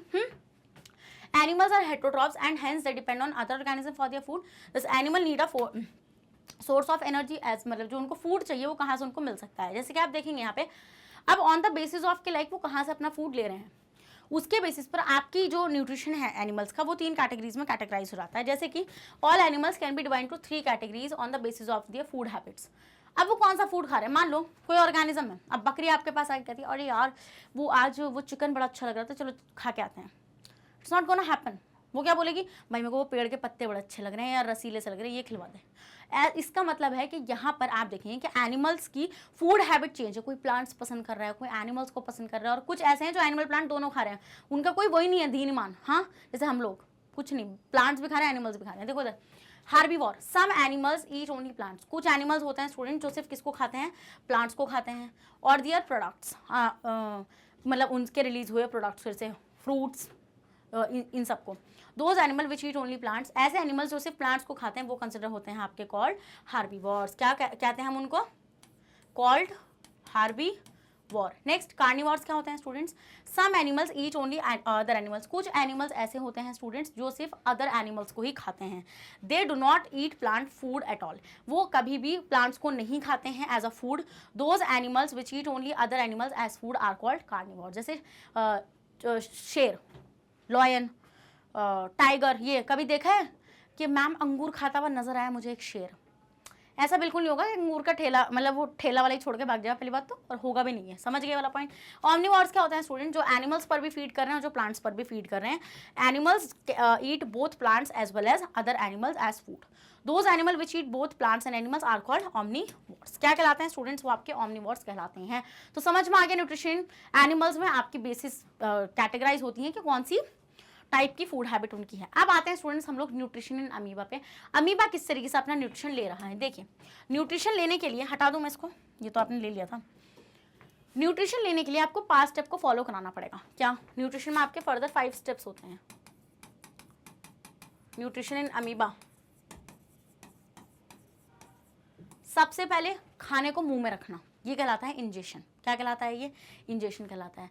फिर उस खाने को ब्रेक डाउन करना, सिंपल फॉर्म में लेकर आना जिससे उसका इस्तेमाल किया जा सके एनर्जी निकालने के लिए, इसको बोलेंगे डाइजेशन। फिर अल्टीमेटली उस डाइजेस्टेड फूड को एब्जॉर्ब कराना है। एब्जॉर्ब करा लोगे जहाँ पर भी, मतलब सेल तक पहुँचाना है जहाँ पर भी। उसके बाद वो एसिमुलेट होगा, मतलब पूरी बॉडी में अच्छे से फैलेगा, उससे एनर्जी वगैरह निकाली जाएगी अच्छे से। एंड देन अल्टीमेटली उसका जब अनडाइजेस्टेड वेस्ट बच जाएगा जिससे अब फर्दर एनर्जी नहीं निकाली जा सकती, उसको बॉडी से रिमूव करना पड़ेगा। इसी को हम बोलेंगे क्या? इजेशन। तो ये 5 स्टेप अगर आपने फॉलो करा दिया, आपने न्यूट्रिशन अमीबा पढ़ा दिया बढ़िया करके। तो न्यूट्रिशन अमीबा बहुत ज़्यादा क्वेश्चन इसका बोर्ड में देखने के लिए मिलता है। तो जैसा मैं आपको पढ़ा रही हूँ वैसा आपको एग्जामिनर को चिपका कराना है और आपको पूरे मार्क्स मिल जाएंगे। चलिए भाई, तो सबसे पहले अमीबा के बारे में थोड़ी सी बात कर ली जाए। अमीबा जो होता है स्टूडेंट, वो एक प्रोटोजोवन है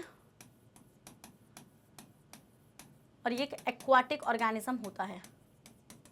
एक्वाटिक मतलब जो पानी में रहता है और फीड्स ऑन लाइक बैक्टीरिया, मतलब बैक्टीरिया वगैरह पे फीड करता है। खुद भी माइक्रोस्कोपिक है, इसकी औकात देखो, ये है माइक्रोस्कोपिक बट फिर भी खाएगा एनिमल्स को। ये देख रहे हो तुम? आप देखो स्टूडेंट, हम यहाँ पे देखते हैं कि अमीबा, पहले हम बनाएंगे अमीबा। तो चलो अमीबा बना लेते हैं। पहले ना मैं अमीबा 4-5 अमीबा बना लूँ ज़रा। चलो यार एक ही बना लूँ, क्या फ़ायदा। तो यह अमीबा,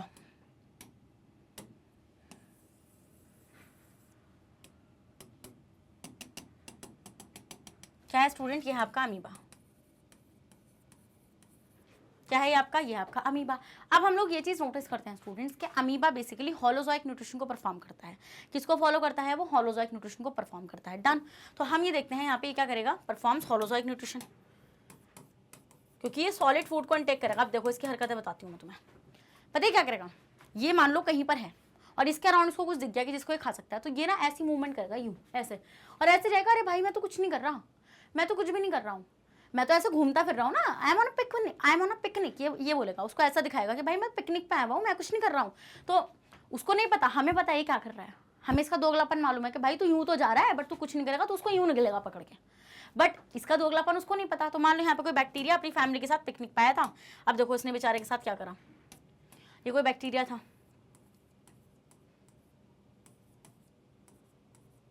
ये पिकनिक पर आया था, दिस इज द बैक्टीरिया, ये था बैक्टीरिया। अब ये बैक्टीरिया आया था पिकनिक पर। अब जब ये पिकनिक पर गया तो इसको तो निकल लिया जाएगा, क्यों? अभी देखो कैसे निकला जाएगा इसको, मैं तुम्हें बता रही हूँ ना, इसका दोगलापन मैं तुम्हें दिखाती हूँ। ये पता क्या करेगा? ये ना ऐसे ऐसे झूठे पैर बनाएगा इसकी, ओ कैंसिल।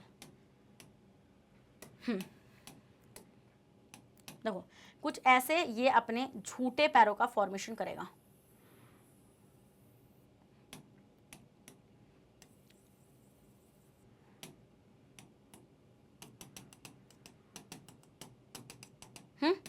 इन झूठे पैरों को हम बोलेंगे सूडोपोडिया। सूडोपोडिया, सूडो का मतलब होता है स्टूडेंट झूठा, और पोडिया का मतलब होता है पैर, झूठे पैर। क्या? झूठे पैर। डन। अब हम देखेंगे बैक्टीरिया इसके गिरफ्त में आने वाला है, बस थोड़ी देर में। तुम देखो क्या होगा यहाँ पर। अभी बैक्टीरिया खुश है, बैक्टीरिया का अरे ये तो घूम रहा है, मुझे क्या हो इसको। अभी देखो इसके साथ क्या होगा। अल्टीमेटली बैक्टीरिया के अंदर, बैक्टीरिया अंदर अमीबा के पेट में क्या होगा? यहाँ पर हम लोग क्या चीज़ नोटिस करेंगे कि बैक्टीरिया कहाँ पहुँच जाएगा? अमीबा के पेट में पहुँच जाएगा। बैक्टीरिया अब रो रहा कि भाई ये क्या हो गया मेरे साथ, मैं तो अच्छा खासा आया था, देखो इसके सींग भी मुरझा गए, मौत आने वाली है ना इसकी। देखो तो अब हम ये देखेंगे स्टूडेंट, ये इसका न्यूक्लियस विक्लियस होगा।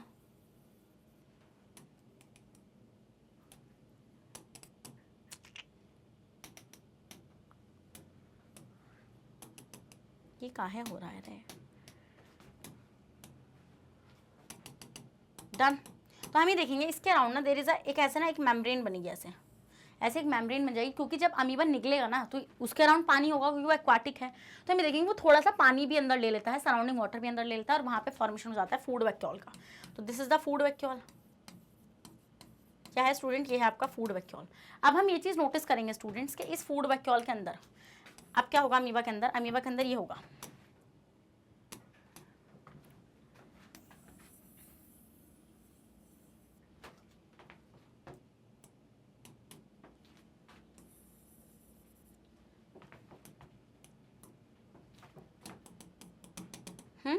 तो हम ये चीज़ नोटिस करेंगे यहाँ पर कि अब यहाँ पर इसके पास कुछ लाइजोसोम्स प्रेजेंट होंगे स्टूडेंट्स। क्या होंगे? लाइजोसोम। लाइजोसोम वो आपको पता है ना लाइजोसोम क्या होते हैं? पता है नहीं पता है? पता होना चाहिए। लाइजोसोम एक ऐसी ऑर्गेनेली है स्टूडेंट जिसके पास होते हैं डाइजेस्टिव एंजाइम्स, और वो डाइजेस्टिव एंजाइम हाइड्रोलिटिक होते हैं और एसिडिक होते हैं नेचर में। तो अगर वो किसी के साथ फ्यूज कर गए ना तो खत्म है मामला उसका। तो हम ये देखेंगे वो लाइजोसोम्स आके यहाँ पर ऐसे इस फूड वैक्यूल के साथ क्या कर जाते हैं स्टूडेंट्स? ऐसे फ्यूज कर जाते हैं, ऐसे ऐसे। और अल्टीमेटली अंदर जो बैक्टीरिया था वो बेचारा गया काम से, उसका तो खेल हो गया बस, वो हो गया ऐसे। ये है आपका क्या? बैक्टीरिया जो डाइजेस्ट हो चुका है। देन अल्टीमेटली हम देखेंगे नेक्स्ट स्टेप में कि यहाँ से देखिए अमीबा की बॉडी इतनी बड़ी तो है नहीं स्टूडेंट्स, अमीबा की बॉडी इतनी बड़ी तो नहीं है कि उसको कोई ऑर्गन की ज़रूरत पड़े चीज़ इधर से इस डाइजेस्ट फूड को पहुँचाने के लिए। तो हम ये देखेंगे इस फूड वैक्यूल में से निकलकर जो भी डाइजेस्टेड वेस्ट हो, वो जो भी डाइजेस्टेड फूड होगा वो ऐसे बाहर आ जाएगा ऐसे। देन अल्टीमेटली बाहर आने के बाद मैं आपको बताती हूँ क्या होगा।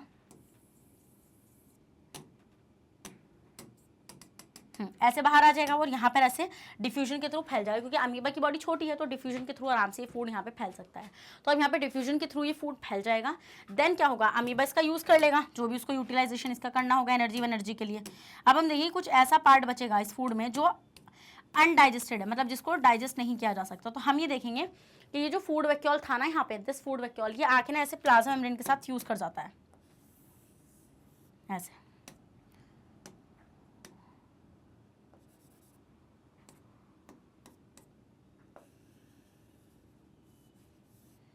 और अल्टीमेटली जो इसके अंदर का क्या होता है, ऐसे वेस्ट होता है, जो अनडाइजेस्टेड वेस्ट होता है वो बॉडी से रिमूव हो जाता है।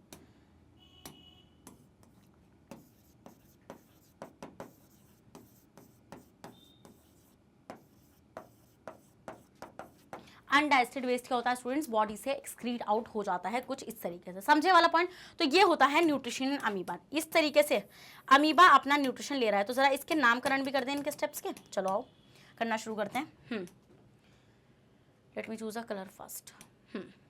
चलो तो स्टूडेंट सबसे पहले स्टेप में आपने देखा कि इसने निगला खाने को, यहाँ पे जैसे ये निकल रहा है ना, इंजेस्ट कर रहा है यहाँ पे। ये वाला ही ले लो, नहीं ये वाला मतलब ये वाला ले लो। इसने इंजेस्ट कर लिया ना, तो सबसे पहले इसने क्या करा? इंजेक्शन करा, मतलब ऐसे मुंह में रखा। देन नेक्स्ट स्टेप में इसने क्या करा स्टूडेंट? यहाँ पे डाइजेशन हुआ सेकेंड स्टेप में। फिर डाइजेशन होने के बाद स्टूडेंट यहाँ पर क्या हुआ? एब्जॉर्प्शन हुआ उस फूड का अमीबा की बॉडी में। फिर वो फूड सब जगह फैला होगा, मतलब आप जो चौथा स्टेप होगा वो होगा एसिमिलेशन। उसमें आप लोग ऐसे इस पार्टिकल को फैलता हुआ दिखा देना डायग्राम में, ऐसे ऐसे ऐसे फैलता हुआ उस फूड को दिखा देना पूरा अमीबा की बॉडी में ऐसे। समझ गए वाला पॉइंट आप लोग एसिमिलेशन में। एंड देन अल्टीमेटली जो फिफ्थ स्टेप है इसमें क्या हुआ? एक्सक्रीशन हुआ। क्या हुआ स्टूडेंट्स? इसमें क्या हुआ? एक्सक्रीशन हुआ। डन, समझ गए? तो ये होता है न्यूट्रिशन अमीबा। स्क्रीनशॉट लो आप देखो, अब पढ़ाती हूँ वहाँ पे। अबे यार देखो आप देखो डिफरेंट स्टेजेस दिख रही हैं आपको। सबसे पहले देखो इंजेक्शन हुआ फूड वैक्यूल अंदर, देन अल्टीमेटली यहाँ पे एंजाइम्स डाइजेस्ट हो गया तो डाइजेशन हो गया। देन यहाँ पे क्या हुआ? जो फूड था वो पूरी बॉडी में डिफ्यूज हो गया, इसको हमने बोला एब्जॉर्प्शन। देन वो फूड से अमीबा ग्रो कर रहा है, मतलब वो फैल रहा है पूरे में, this is the assimilation. And ultimately जो अनडाइजेस्टेड फूड था वो बॉडी से बाहर निकल रहा है, दिस इज द क्या, इजेशन। क्या है ये, इजेशन है। समझ में आया डायग्राम, ही नहीं आया समझ में, जल्दी से बताओ। चलो आ गया अमीबा का न्यूट्रिशन समझ में। अब आता है स्टूडेंट पैरामीशियम। पैरामीशियम का ही पूछा जाता है बोर्ड में। पैरामीशियम एक ऐसा ऑर्गेनिज्म होता है जो है तो प्रोटोजोआन कैटेगरी का, मतलब जैसा अमीबा है ना जिस कैटेगरी से, उससे ही आता है। इसका न्यूट्रिशन लेने का तरीका सिर्फ इतना अलग है, मतलब करता है सब कुछ एज इट इज सेम है, बस ये करता है इसकी बॉडी पे ना, देखो ये ऐसा होता है कुछ चिपटा वसा, ऐसे हम ही देखते हैं स्टूडेंट्स, इसके ऊपर प्रेजेंट होते हैं यहाँ पे इस तरीके से सीलिया।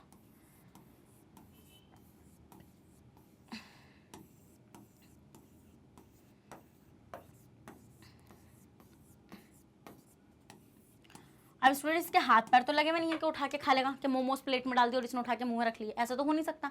ये क्या करता है, ये जैसे इसका ये फूड पार्टिकल है, ये फूड पार्टिकल है,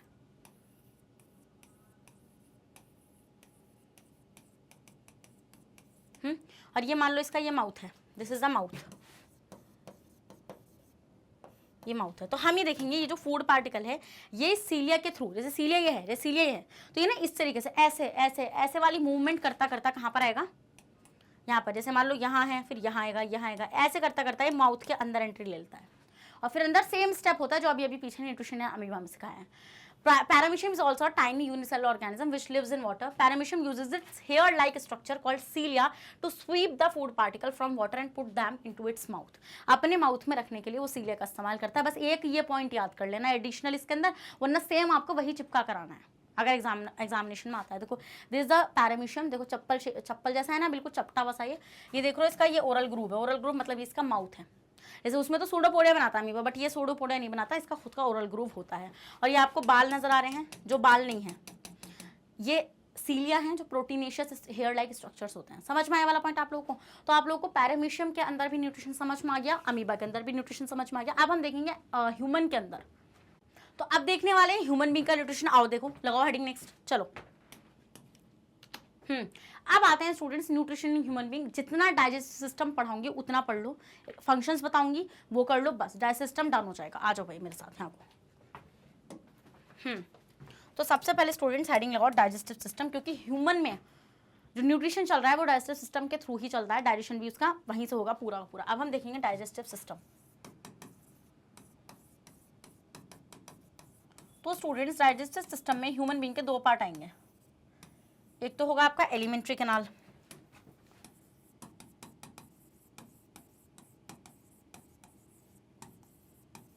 क्या होगा, एक तो होगा एलिमेंट्री कैनाल और एक होगा आपका क्या, एक होगा आपका एसोसिएटेड ग्लैंड्स।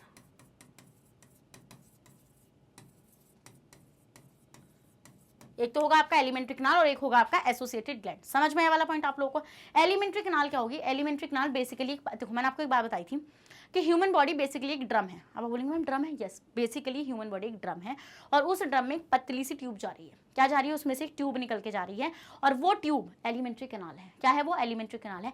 अब वो एलिमेंट्री कैनाल ऐसे सीधी नहीं है, वो कहीं पर मोटी है, बहुत ज़्यादा कॉइलिंग है उसमें, तो ये है आपके alimentary canal.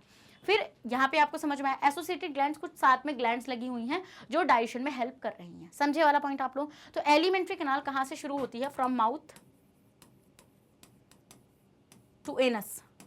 Mouth to anus आपकी पूरी पूरी एलिमेंट्री कैनाल रहने वाली है। एसोसिएटेड ग्लैंड्स में आपके पास क्या रहेगा, लिवर, पैनक्रियाज और सलाइवरी ग्लैंड्स। ये आपकी तीन इंपॉर्टेंट ग्लैंड्स रहने वाली हैं किसके अंदर स्टूडेंट्स, ये आपकी रहने वाली हैं डाइजेस्टिव सिस्टम के अंदर। समझ में आने वाला चीज आप लोगों को। अब जरा आ जाओ यहाँ पर डायग्राम पर मेरे साथ, पहले इसका स्क्रीनशॉट लो। चलो अब देखो, मान लो ये कोई बंदा है, इसकी नाक देख लो तुम,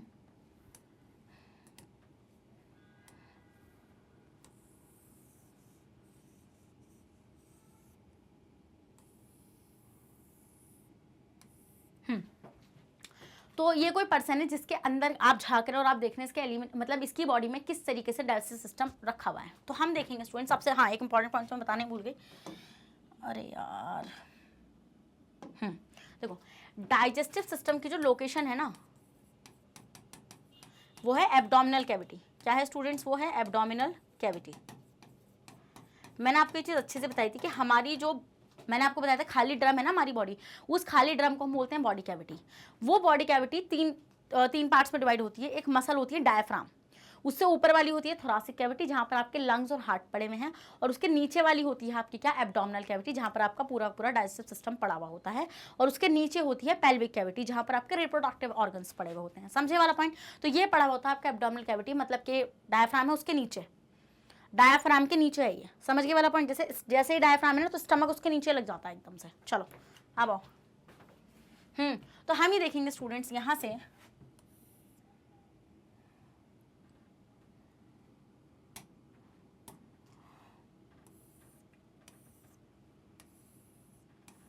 चलिए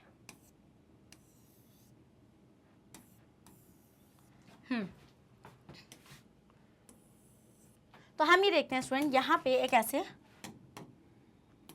माउथ में यहाँ पे ऐसे कैविटी होगी, मतलब जब आप ऐसे मुंह देखो, ये तो माउथ है, दिस इज द माउथ, ये तो माउथ है। बट माउथ जैसे आप खोलोगे ना आ करोगे तो ऐसे खाली स्पेस दिख रहा है, दिस इज द कैविटी, इसको हम बोलते हैं माउथ कैविटी या फिर बक्कल कैविटी। क्या बोलते हैं स्टूडेंट्स? इस पार्ट को हम लोग बोलते हैं माउथ कैविटी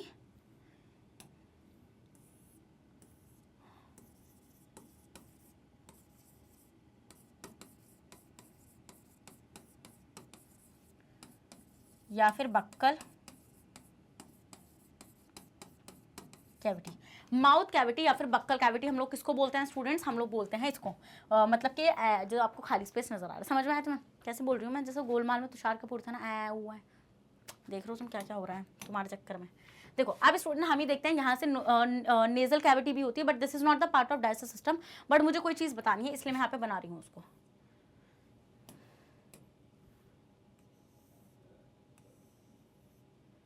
एंड ये दोनों ना आपस में आके ऐसे जुड़ जाती हैं लाइक दिस, ऐसे।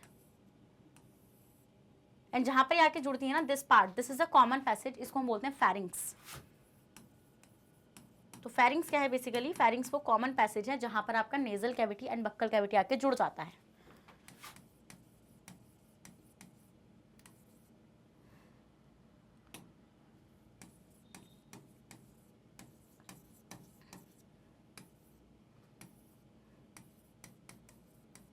मेरे buccal cavity and nasal cavity क्या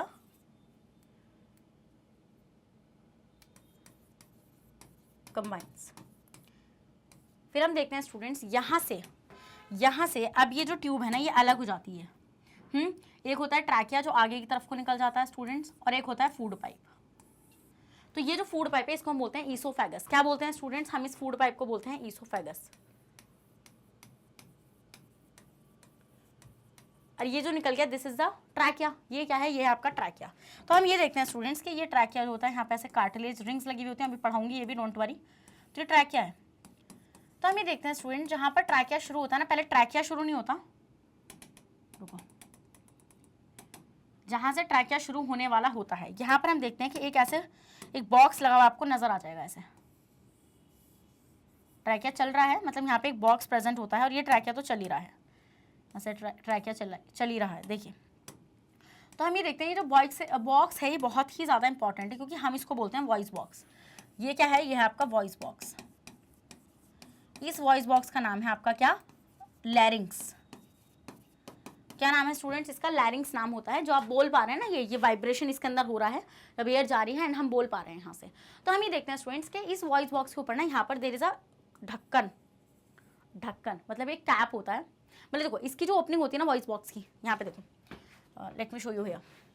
ये जैसे वॉइस बॉक्स है, तो हम ये देखते हैं ये इसकी ओपनिंग होती है, होगी ना ओपनिंग। इस ओपनिंग को बोलेंगे ग्लॉटिस। क्या बोलेंगे स्टूडेंट्स? हम इस ओपनिंग को ग्लॉटिस बोलेंगे। और इस ग्लॉटिस के ऊपर स्टूडेंट्स ऐसे आप देखेंगे कि ऐसे फ्लैप प्रेजेंट होता है, ऐसे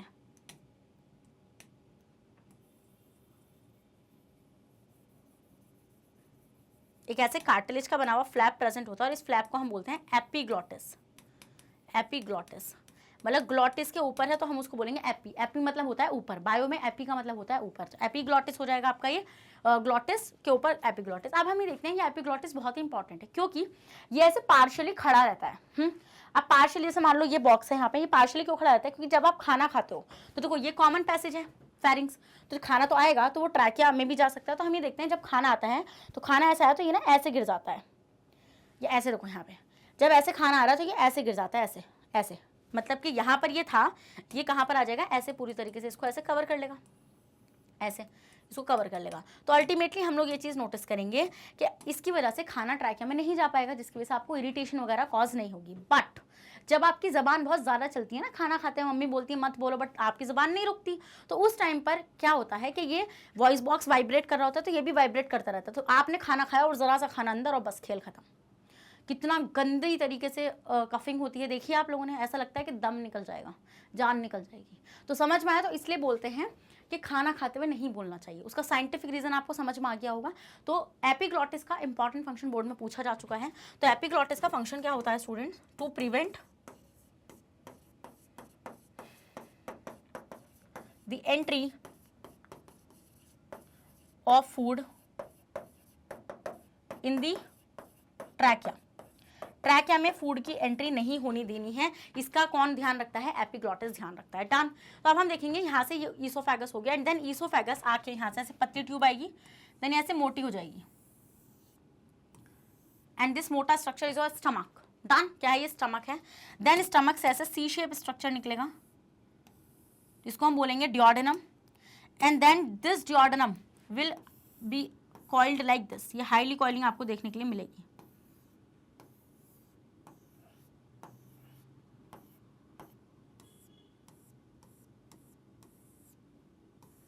ऐसे हाईली कॉइलिंग देखने के लिए मिलेगी।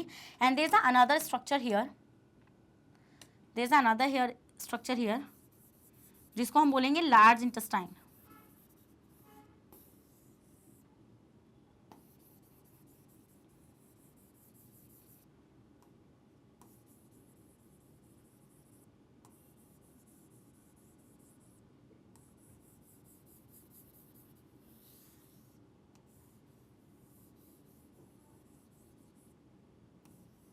ऐसे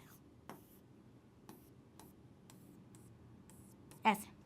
तो this is your digestive system. क्या है? कुछ भी नहीं करा मैंने, वहां से उसोफेगस लेकर आओ, वो सॉरी ईसोफेगस लेकर आओ, और ईसोफेगस लाने के बाद उसको स्टमक जैसे कि मैंने क्या बोला, this is the oesophagus, this the stomach, this is the small intestine,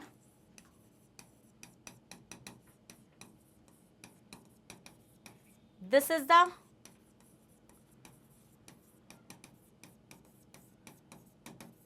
large intestine. कुछ नहीं करना, ऐसा बनाना है आपको। डन।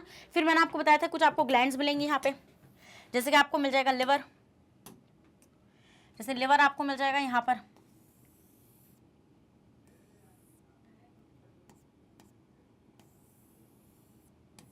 ये लिवर हो गया। एंड देन लिवर के साइड में आपको क्या मिलेगा यहाँ पे? There is a structure here, there is a structure here, जिसको हम बोलेंगे गॉल ब्लैडर। तो नेमिंग अगर इनकी करूँ तो नेमिंग करेंगे तो हम यहाँ पे देखेंगे this is liver, way should I write, okay let me write it here,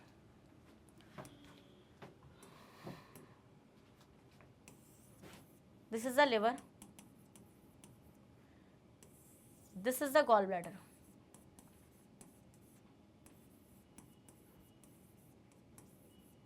फिर there is a leaf like gland, ऐसे एक पत्ती शेप की ग्लैंड होगी स्टूडेंट्स, ऐसे यहाँ पर।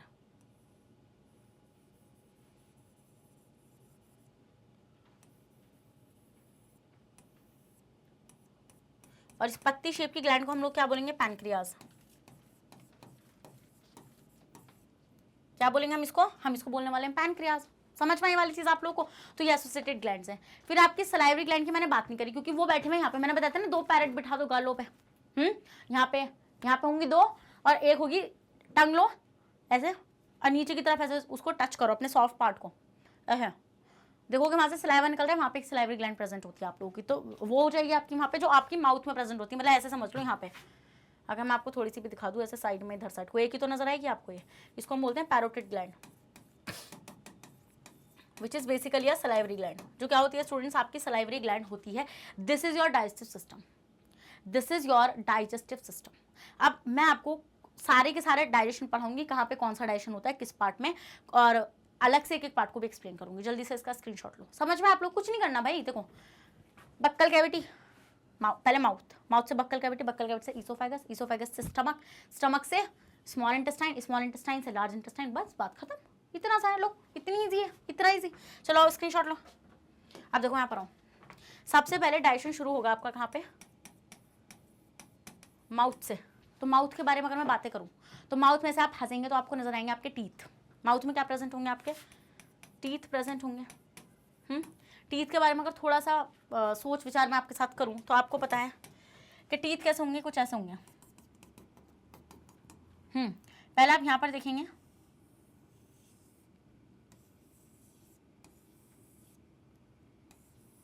ऐसे नजर आएंगे आपको टीथ।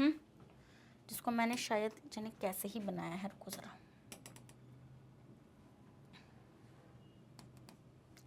क्या ही हो रहा है रे। देखिए स्टूडेंट्स, आप देखेंगे यहाँ पे देर आपको देखो सामने से नजर आएंगे, 4 टीथ आपको ऐसे नजर आते हैं सामने से। एंड फिर आपको साइड में ऐसे मतलब ऐसे ड्रैक्यूला जैसे दांत नजर आते हैं, जिसको हम फैन टीथ बोलते हैं। मेरा दिख रहा होगा, दिख रहा है। तो ये होते हैं आपके फैन टीथ। फिर उसके बाद स्टूडेंट्स आपको मिलेंगे यहाँ पे दाढ़ें। दाढ़ शुरू हो जाती हैं आपकी, मोटा दाढ़। तुम बोलोगे मैम किस ड्रैकुला की बनाई है आपने ये।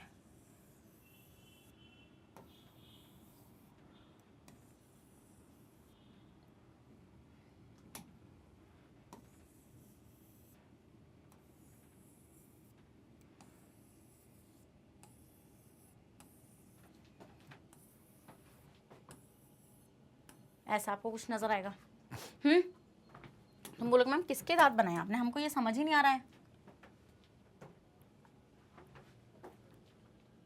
काउंट कर लो अब जरा, 1 2 3 4 5 6 7 8 9 10 11 12 13 14 15 16, 16 ऊपर 16 नीचे 32 दांत हो जाते हैं। फिर आपको पता है ये वाले जो हैं आपके, अगर जैसे ये वाले जो होंगे आपके 4 इंसीजर्स,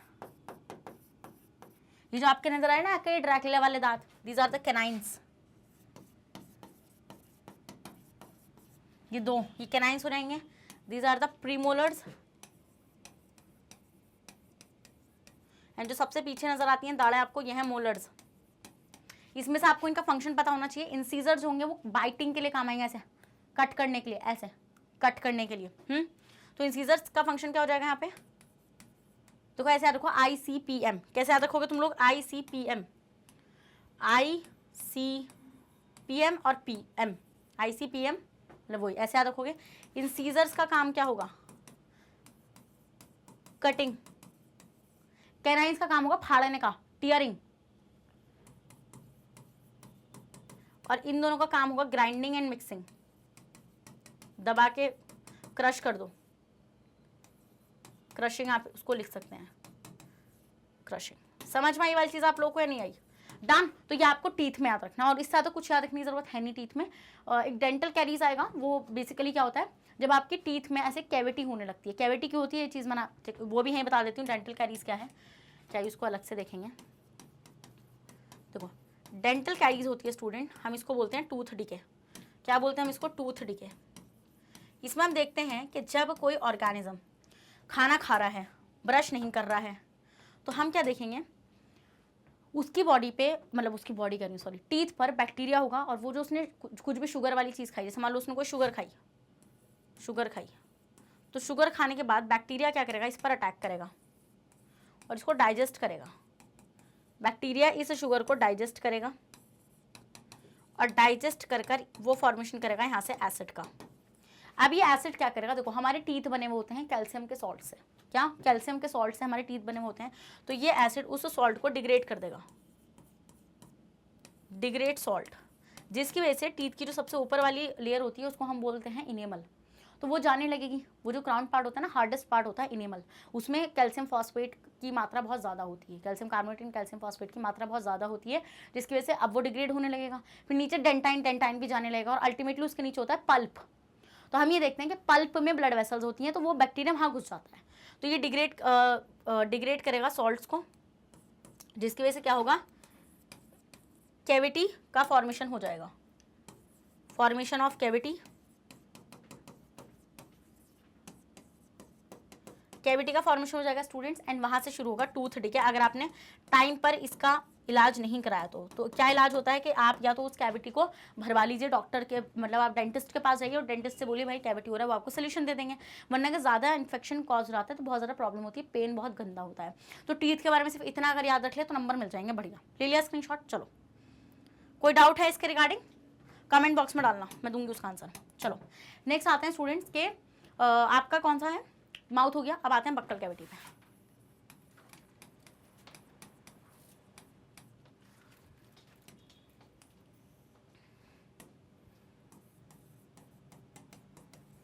तो बक्कल कैविटी में आपको क्या रखना है, देखो बक्कल कैविटी जो है वो है माउथ कैविटी। बक्कल कैविटी को हम क्या बोलते हैं स्टूडेंट्स, माउथ कैविटी बोलते हैं। बक्कल कैविटी को हम क्या बोलते हैं, माउथ कैविटी बोलते हैं। तो अब वो जो बक्कल कैविटी है बेसिकली आपकी, हम देखते हैं वहां पर आपको क्या चीजें रखनी है। वहां पर आपका डाइजेशन शुरू होता है कार्बोहाइड्रेट्स का,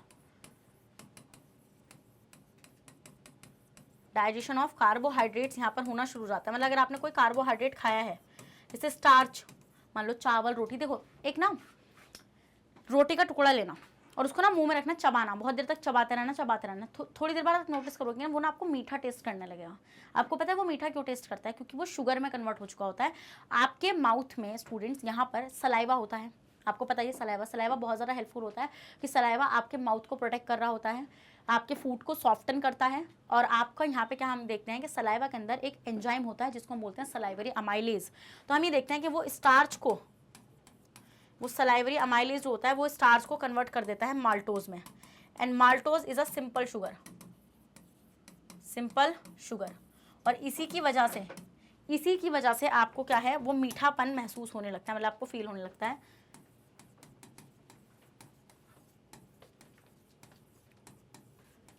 सलाइवरी अमाइलेज हो जाएगा, this is the salivary amylase, जो क्या करता है स्टार्च को डाइजेस्ट कर देता है माल्टोज में।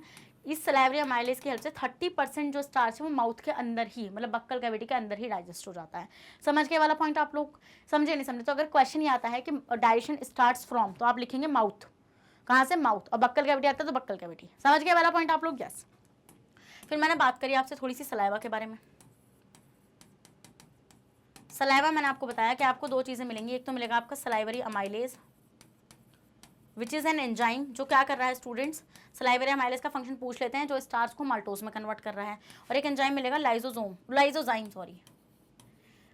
क्या करता है स्टूडेंट्स, ये एक ऐसा एंजाइम होता है कि अगर आपके खाने में कोई बैक्टीरिया आ गया है तो उस बैक्टीरिया को डाइजेस्ट करने का काम कौन करता है, ये लाइजोजाइम करता है। नेक्स्ट, सलाइवा का फंक्शन क्या होता है, सॉफ्टन द फूड को सॉफ्ट कर देना, एंड कैसे कर देना, मतलब कि थोड़ा सा कैसे बोलते हैं उसको, चिकना सा कर देना, जिससे वो आराम से ऐसे कोई रफ, मतलब कोई फ्रिक्शन क्रिएट ना हो जब वो ईसोफेगस से होके गुजरे। समझे वाला पॉइंट या नहीं समझे? डन, आगे बढ़ जाऊँ। चलिए, सलाइवा भी करा दिया मैम आपने। अब आते हैं स्टूडेंट, सलाइवा भी हो गया। ईसोफेगस एक फूड पाइप होता है। क्या होता है ईसोफेगस आपका यहाँ पे, जैसे आप यहाँ पे देख भी पा रहे होंगे। ये क्या होता है आपका, ये होता है आपका फूड पाइप। इसके थ्रू जो भी यहाँ पे खाना है, जो भी माउथ में खाना है, यहाँ पर ये माउथ में, ये इस ईसोफेगस के थ्रू होता हुआ कहाँ पहुँचेगा, स्टमक में। कहाँ पहुँचेगा, स्टमक में। अब आ जाओ जरा, स्टमक में क्या खिलाएगा ये। तो आप देखो स्टमक में क्या होने वाला है स्टूडेंट्स, के स्टमक जो है आपका, हियर इज स्टमक। तो हम ये देखते हैं स्टूडेंट्स कि स्टमक की वॉल्स ना ऐसे सीधी नहीं है, ना ना ना ना, इतना सीधा नहीं है जितना तुम समझ रहे हो उसको। हम ये देखते हैं इसकी वॉल्स ना कुछ ऐसी हैं,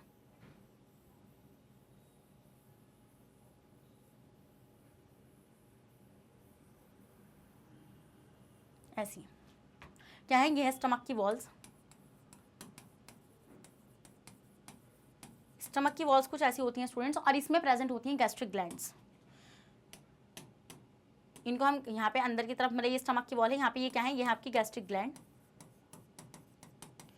और ये गैस्ट्रिक ग्लैंड्स जो हैं, यहाँ पर कुछ स्पेशल सेल्स हैं जो 3 चीज़ें सिक्रीट कर रही हैं। ये क्वेश्चन बोर्ड का है, और अगर आपने मेरा माइक्रो सेशन लगाया तो मैंने आपको ऐसा एक प्रीवियस ईयर क्वेश्चन भी कराया था।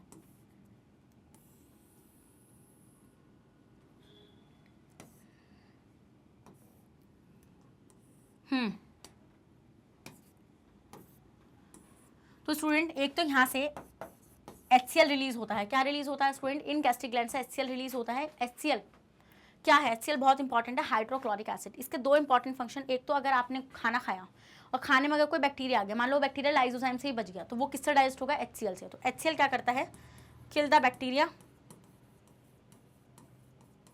Present in food, present in food. और इसी की वजह से स्टमक का जो पीएच रहता है वो एसिडिक रहता है, क्योंकि एसिड है नेचर में। कितना होता है, लगभग 1.5, कितना होता है 1 to 1.5 तक का इसका पीएच रहता है स्टमक का। डन। उसके बाद हम ये देखते हैं स्टूडेंट, एक एंजाइम होता है जिसको हम बोलते हैं पेप्सिन। क्या बोलते हैं, उस एंजाइम को हम पेप्सिन बोलते हैं। तो हमारी सेल्स जो करती हैं वो उसको इनएक्टिव फॉर्म में रिलीज करती हैं, कॉल्ड पेप्सिनोजन। पेप्सिनोजन एक इनएक्टिव फॉर्म है उस एंजाइम की। क्यों, कि जो पेप्सिन होता है स्टूडेंट, वो बेसिकली प्रोटीन को डाइजेस्ट करेगा। मतलब जो भी आपने खाने में प्रोटीन खाया है तो उस प्रोटीन का डाइजेशन शुरू हो जाएगा स्टमक में with the help of the enzyme called pepsin. अब सेल ने मान लो उसको एक्टिव फॉर्म में रिलीज कर दिया, तो प्रॉब्लम ये हो जाएगी कि सेल के पास भी तो प्रोटीन है ना, तो वो तो उसको भी डाइजेस्ट कर देगा। तो हम नहीं चाहते कि वो उसको डाइजेस्ट कर दे, इसी वजह से हम लोग क्या करते हैं स्टूडेंट्स, सेल उसको इनएक्टिव फॉर्म में रिलीज करती है, अल्टीमेटली वो एक्टिव फॉर्म में कन्वर्ट हो जाता है। पेप्सिन एक एक्टिव फॉर्म है। तो हम ये देखते हैं ये काम कौन कर रहा है, HCl करता है। HCl इस पेप्सिनोजन को पेप्सिन में कन्वर्ट कर देता है। डन। ये पॉइंट आपको HCl के दो याद रखने हैं।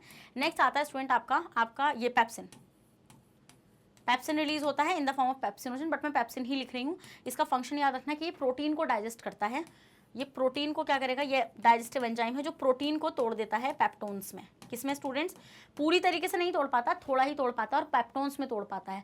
अल्टीमेट प्रोटीन का डाइजेशन स्मॉल इंटेस्टाइन में होगा। डन। समझे वाला पॉइंट है, नहीं समझे, यस मैम। फिर रिलीज होता है स्टूडेंट आपका म्यूकस। क्या रिलीज होता है, म्यूकस। तो म्यूकस क्या है स्टूडेंट्स, म्यूकस एक ऐसा सब्सटेंस है जो क्या कर रहा है, जो स्टमक की इनर लाइनिंग को बचा रहा है। मतलब म्यूकस रिलीज होता है इस तरीके से और यहाँ पे लग जाता है, क्योंकि देखिए एसिड, HCl है तो एसिड ही ना, तो अगर वो ऐसी डायरेक्ट इनर लाइनिंग मतलब इसके वॉल के कांटेक्ट में आ गया तो ये तो वॉल्स को जला देगा, जिसकी वजह से पेट में छाले हो जाएंगे।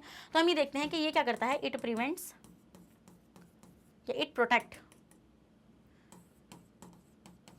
Protect the inner lining of stomach from the action of HCl। किसके एक्शन से स्टूडेंट्स, HCl के एक्शन से। तो ये स्टमक में आपको याद रखना है। स्टमक में सिर्फ आप इतनी स्लाइड याद रख लीजिएगा, आपको पूरे मार्क्स मिल जाएंगे। फिर हम देखते हैं यहाँ पे कुछ लाइपेज भी रिलीज होता है। लाइपेज क्या होता है, जो लिपिड को डाइजेस्ट करेगा। तो हम ये देखते हैं कि वो यहाँ पे काम नहीं कर पाता सही से, क्योंकि उसको पीएच नहीं मिल पाता।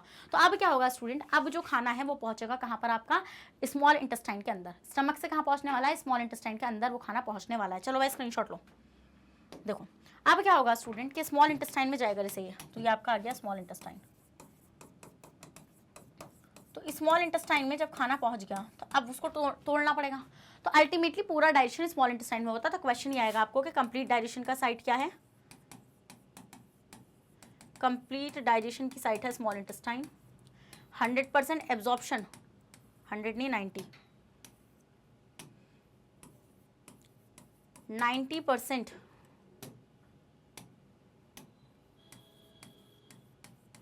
जो एब्जॉर्प्शन होती है ना स्टूडेंट्स, 90% जो एब्जॉर्प्शन होगी वो स्मॉल इंटेस्टाइन के अंदर होगी with the help of a villi. अभी बढ़ाऊंगी विलाई के बारे में भी। अब देखो यहाँ पर क्या होगा स्टूडेंट, यहाँ पर हम देखेंगे पैनक्रियाज से कुछ एंजाइम्स आएंगे जिनको हम बोलेंगे पैनक्रियाटिक एंजाइम्स। क्या आएंगे, पैनक्रियाज से कुछ एंजाइम आएंगे जिनको हम बोलेंगे पैनक्रियाटिक एंजाइम्स। अब पैनक्रियाटिक एंजाइम्स जो होते हैं स्टूडेंट्स, वो काम करते हैं बेसिक मीडियम पर, बट स्टमक से जो खाना आ रहा है वो तो ऐसे देखिए, क्योंकि HCl ने अभी इसको ऊपर एक्ट करा है। तो हम ये देखते हैं लिवर से, लिवर एक चीज़ बनाता है जिसको हम बोलते हैं बाइल, और वो बाइल स्टोर होता है गॉल ब्लैडर में। क्या बोली मैं ये बोली कि लिवर बनाता है बाइल, और बाइल स्टोर होता है कहाँ पर, गॉल ब्लैडर में। अब इस बाइल का इंपॉर्टेंट फंक्शन क्या है, बाइल का इंपॉर्टेंट फंक्शन ये है कि एक तो ये फैट को इमल्सीफाई करता है। क्या करता है, ये फैट को इमल्सीफाई करता है, ये करता है emulsify the fat.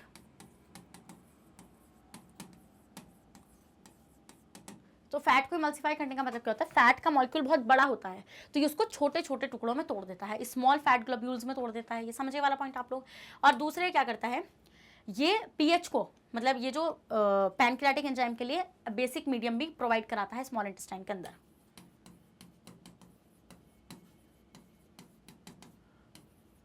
Provide basic medium for the pancreatic enzymes. अब पैनक्रियाज से क्या आ रहे हैं स्टूडेंट्स, पैनक्रियाज से आ रहे हैं आपके एंजाइम्स। कौन कौन से एंजाइम, देखिए मान लीजिए आपके पास है प्रोटीन जिसको आप तोड़ना चाह रहे हैं, प्रोटीन है आपके पास, जितना बताऊंगे ना उतना याद रखो सिर्फ। मान लो प्रोटीन है, प्रोटीन नहीं, सबसे पहले लो कार्बोहाइड्रेट। तो कार्बोहाइड्रेट स्टूडेंट्स आपका, कार्बोहाइड्रेट आपका बेसिकली पूरी तरीके से ग्लूकोज में टूट जाएगा, बिल्कुल सिंपल शुगर में टूट जाएगा with the help of an enzyme called pancreatic amylase.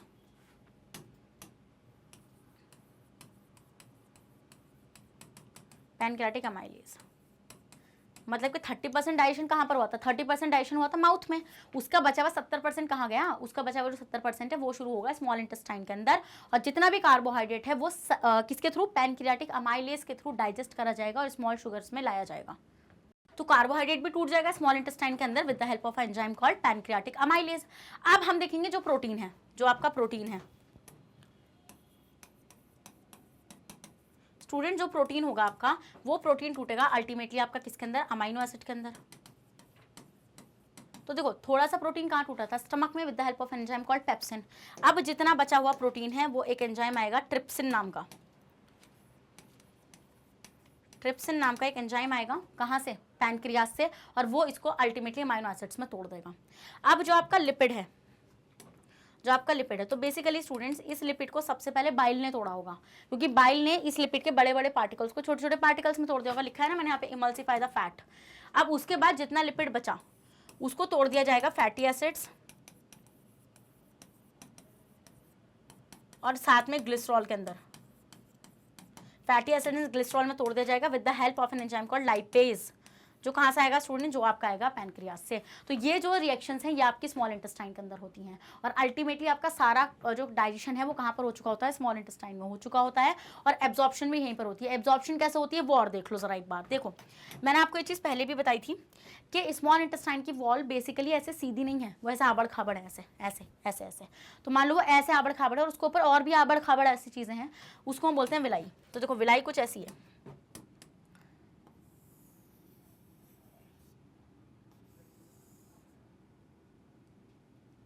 और यहां पर आप देखेंगे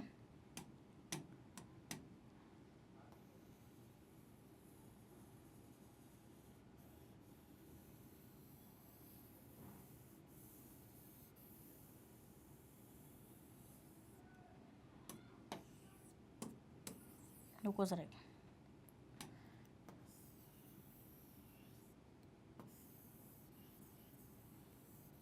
यह है विलाई, ऐसे आबड़ खाबड़ सी।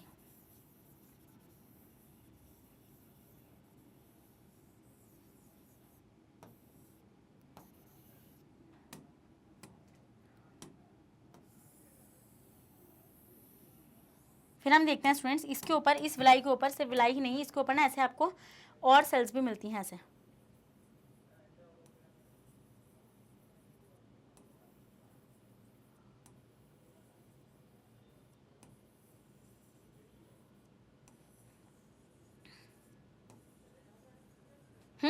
इनको हम बोलते हैं स्टूडेंट्स माइक्रोविलाई।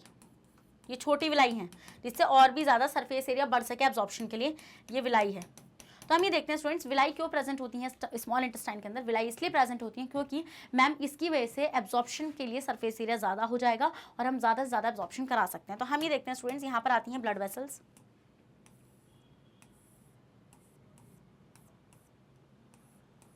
आपकी ब्लड वेसल्स आती हैं यहाँ पे, और ये क्या करती हैं, बाहर से जो भी डाइजेस्टेड फूड है वो इस तरीके से माइक्रोविलाई में आता है, देन माइक्रोविलाई से होता हुआ ब्लड वेसल्स में जाता है, देन अल्टीमेटली अब ये ब्लड हर सेल तक पहुंच जाएगा आराम से। तो इस तरीके से एब्जॉर्प्शन होता है कहाँ पर, स्मॉल इंटेस्टाइन में फूड का। डन, आगे बढ़ जाऊँ, जल्दी बताओ भाई, आगे बढ़ जाऊँ, चक्कर तो नहीं आ रहे तुम लोगों को, आने भी नहीं चाहिए। चलो आगे बढ़ जाते हैं। नेक्स्ट स्टूडेंट्स आपका आता है लार्ज इंटेस्टाइन। बस खत्म होने वाला है डाइजेशन, लार्ज इंटेस्टाइन, फिर बस रेस्पिरेशन बचेगा एंड देन क्लास छोड़ देंगे, कोई दिक्कत नहीं है, बिल्कुल टेंशन मत लो। लार्ज इंटेस्टाइन लो। लार्ज इंटेस्टाइन में स्टूडेंट्स क्या होता है, लार्ज इंटेस्टाइन में आपका एब्जॉर्प्शन होता है पानी का, absorption of water and drugs वगैरह का भी एब्जॉर्प्शन यहीं पर होता है। हम ये देखते हैं कि यहाँ पर जैसे ये लार्ज इंटेस्टाइन है तो उसका यहाँ पर आपको जैसे लार्ज इंटेस्टाइन ये है ऐसे,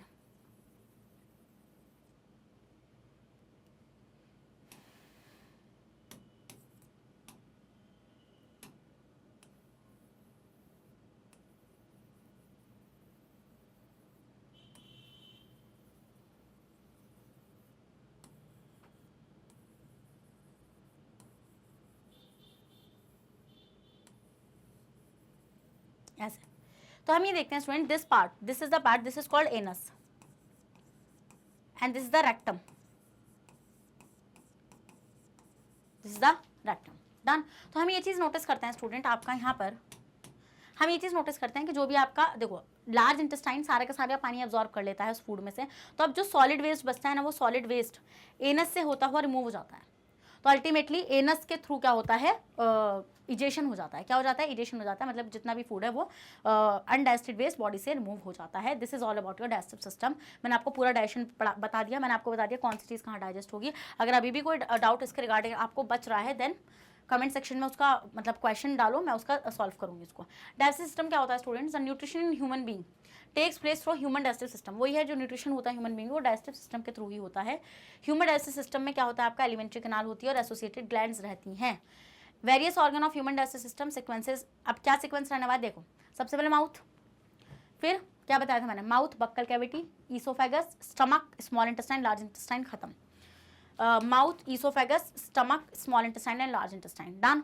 उसके बाद the gland which are associated with the human digestive system, वो ग्लैंड जो एसोसिएटेड हैं ह्यूमन डाइजेस्टिव सिस्टम से and form part of the human digestive system are called salivary glands, liver and pancreas. ये बताया मैंने आप लोगों को, सलाइवरी ग्लैंड सलाइवा रिलीज कर रही है, और वो सलाइवा में एंजाइम्स हैं, सलाइवरी अमाइलेज वगैरह वो सब बताया मैंने। पैनक्रियाज एंजाइम रिलीज कर रहा है, लिवर बाइल को रिलीज कर रहा होता है। As you can see in this picture, what you will observe there is a mouth, here is a mouth, here is a buccal cavity, this part, and ये आगे देखो ट्रैकिया निकलता हुआ नजर आ रहा है आगे की तरफ, और यहाँ से ऐसे फूड पाइप जा रहा है, जिसको हम बोलेंगे ईसोफेगस, डन। उसके बाद यहाँ पर आप देखेंगे there is a stomach here which is a C, मतलब आपको जे शेप का स्ट्रक्चर नजर आएगा। फिर यहाँ से ऐसे आपको इस स्मॉल इंटेस्टाइन नजर आ रही है, this is the large intestine, ये लिवर आपको नजर आ रहा है, this is the gall bladder, and ultimately आपका बॉडी से क्या होगा, आपका अनडाइजेस्टेड वेस्ट रिमूव हो जाएगा।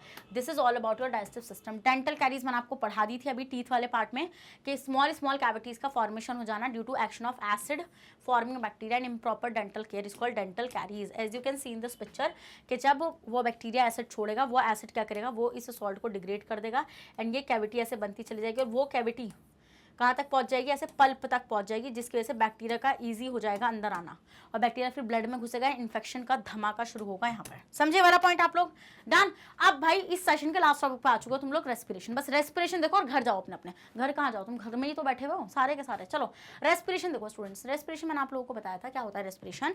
आओ, रेस्पिरेशन होता है कि रेस्पिरेशन होता है the process of releasing energy from food. आपको ये चीज़ मैंने बताई थी कि एनर्जी का रिलीज होना फ्रॉम द फूड, फूड में से अगर आप एनर्जी को निकाल रहे हो स्टूडेंट्स, तो वो आपकी क्या कंसिडर होती है, रेस्पिरेशन कंसिडर्ड होता है। समझ में आने वाला पॉइंट आप लोगों को।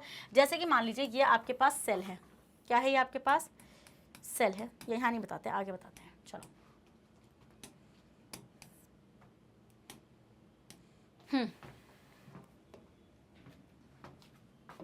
देखो रेस्पिरेशन हेडिंग लगा लो, पूरा रेस्पिरेशन यहीं पे कंसिडर करा दूंगी मैं पूरा पूरा। रेस्पिरेशन क्या होता है, जो फूड है, आप फूड के अंदर से क्या निकाल रहे हो, आप एनर्जी को निकाल रहे हो, इस प्रोसेस को हम बोलते हैं स्टूडेंट्स क्या, रेस्पिरेशन। क्या बोलते हैं हम इसको, रेस्पिरेशन बोलते हैं। अब रेस्पिरेशन बेसिकली क्या है, देखो एक आइडिया देती हूँ, फिर मैं आपको बताती हूँ उसमें क्या क्या चीज़ें नेसेसरी हैं पढ़ने के लिए। ये सेल है, तो आपको पता है स्टूडेंट्स, सेल के साइटोप्लाज्म में क्या होता है, ग्लूकोज आएगा। अभी कैसे आएगा, ब्लड ही लेकर आएगा उसको। तो हम ये देखते हैं स्टूडेंट कि यहाँ पर ग्लूकोज आ गया, यहाँ पर आपका ग्लूकोज आ गया। अब ये ग्लूकोज क्या करेगा, ये ग्लूकोज का होगा ऑक्सीडेशन। क्या होगा, इस ग्लूकोज का ऑक्सीडेशन होगा। अब इस ग्लूकोज का जो ऑक्सीडेशन होगा, तो ये कन्वर्ट हो जाएगा आपका एटीपी में, और साथ में आपका क्या रिलीज हो जाएगा स्टूडेंट, आपका CO2 एंड वाटर रिलीज हो जाएगा। अब हम ये चीज़ नोटिस करेंगे, ये एटीपी जो है, मतलब ये रेस्पिरेशन है, मतलब बेसिकली आप ग्लूकोज से एटीपी बनाओगे। अब इसके लिए आपको क्या क्या लगेगा, आपको लगेगा ऑक्सीजन, और इस रिएक्शन में बनने वाली CO2 आप इसको कैसे रिमूव करोगे, कैसे इधर से उधर करोगे। तो देखो the process of respiration involve taking in oxygen. इसके अंदर देखो रेस्पिरेशन में हमें ऑक्सीजन की जरूरत पड़ती है सेल्स के लिए, क्योंकि सेल बिना ऑक्सीजन के ग्लूकोज नहीं तोड़ सकती हैं, और जब वो एनर्जी रिलीज करती हैं उस फूड को बर्न करने के बाद, तो वो वेस्ट भी प्रोड्यूस करती हैं, जैसे कि आप देख पा रहे हैं यहाँ पे CO2। तो अब ये चीज़ हमें रेस्पिरेशन में मैम जो हमें CO2 चाहिए, ये सब कुछ चाहिए, ये हमें कहाँ से मिलेगा। देखो सबसे पहले क्या होता है, अब रेस्पिरेशन समझ में आप लोग क्या होता है कि मैम आप फूड से एनर्जी निकाल रही हैं, तो हम उसको रेस्पिरेशन कंसिडर करेंगे। अब हम ये चीज़ नोटिस करते हैं स्टूडेंट्स कि रेस्पिरेशन फर्दर 2 टाइप्स का होता है, एरोबिक एंड एनारोबिक। अभी बताऊंगी कि ऑक्सीजन एंड CO2 कैसे इधर से उधर करोगे। पहले ये देख लो एरोबिक एंड एनारोबिक रेस्पिरेशन क्या होता है। देखो एरोबिक से क्या समझ में आ रहा है, एरोबिक रेस्पिरेशन से यही चीज समझ में आ रही है कि मैम यहाँ पर ऑक्सीजन की रिक्वायरमेंट है, तो यहाँ पे O2 प्रेजेंट होता है। और एनारोबिक में क्या होता है आपका, O2 एब्सेंट होता है। क्या होता है स्टूडेंट्स, O2 एब्सेंट होता है, मतलब कि यहाँ पर ऑक्सीजन की रिक्वायरमेंट होती है एरोबिक में और वहाँ पर नहीं होती है।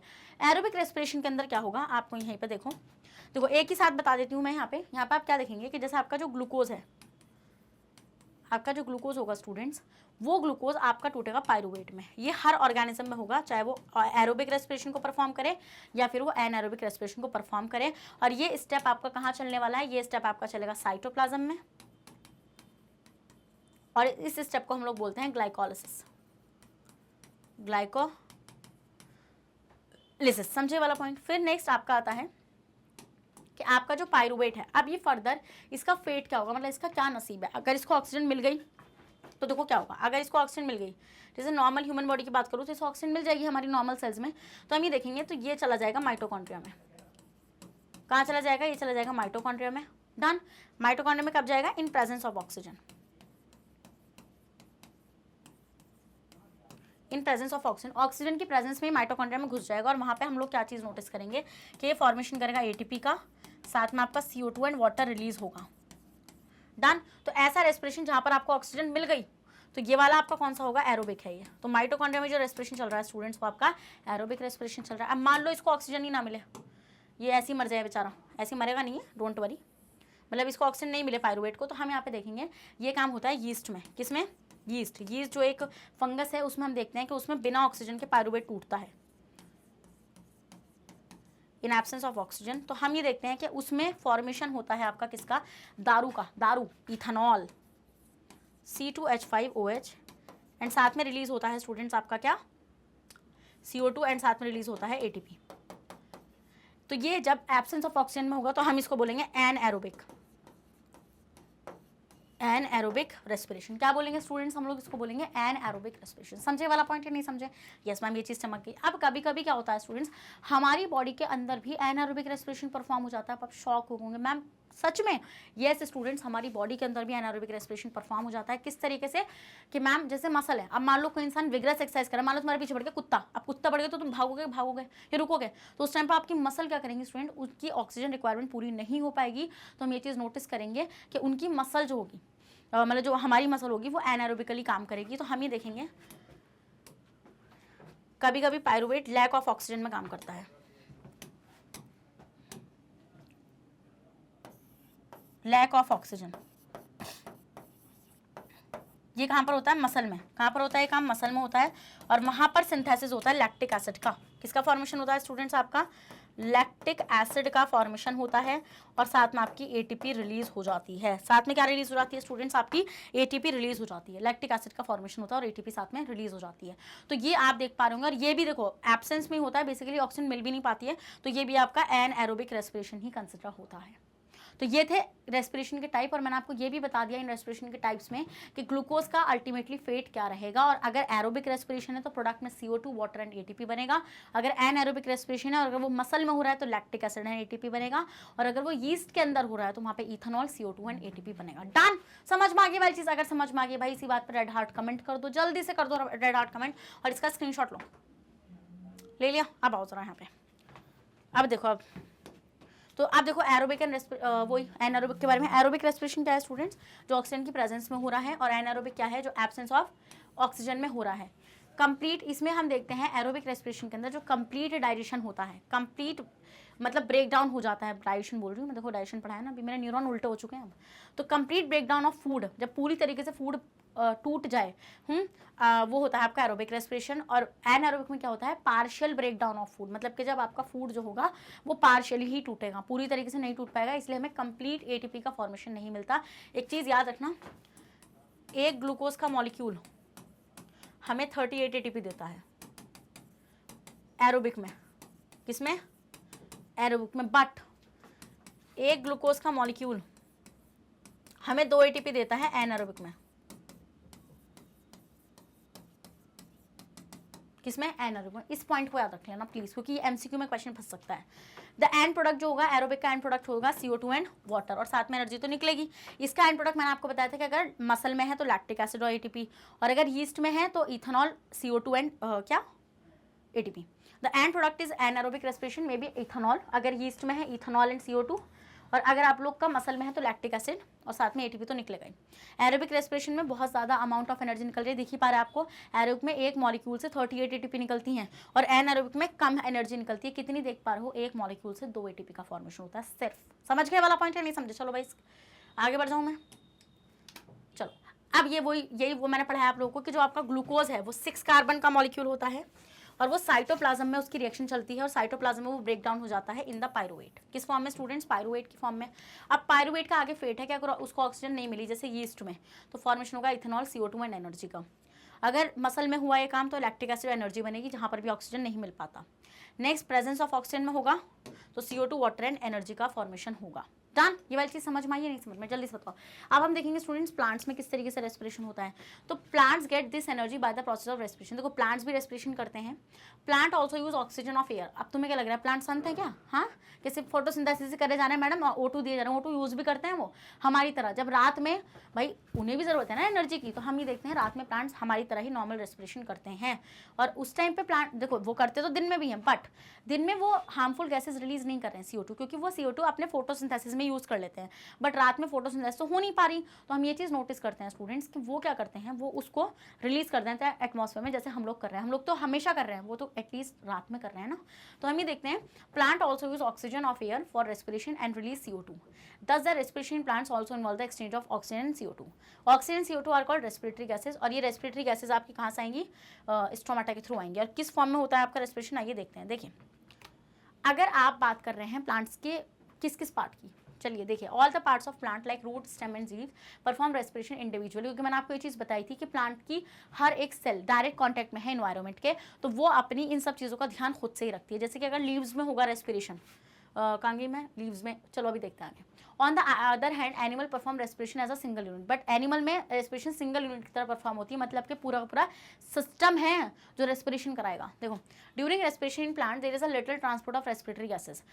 जब प्लांट्स रेस्पिरेशन करते हैं तो थोड़ा सा ही ट्रांसपोर्टेशन होता है रेस्पिरेटरी गैसेस का from one part to the another part of the plant. On the other hand respiratory gases are usually transported over long distance inside an animal during respiration.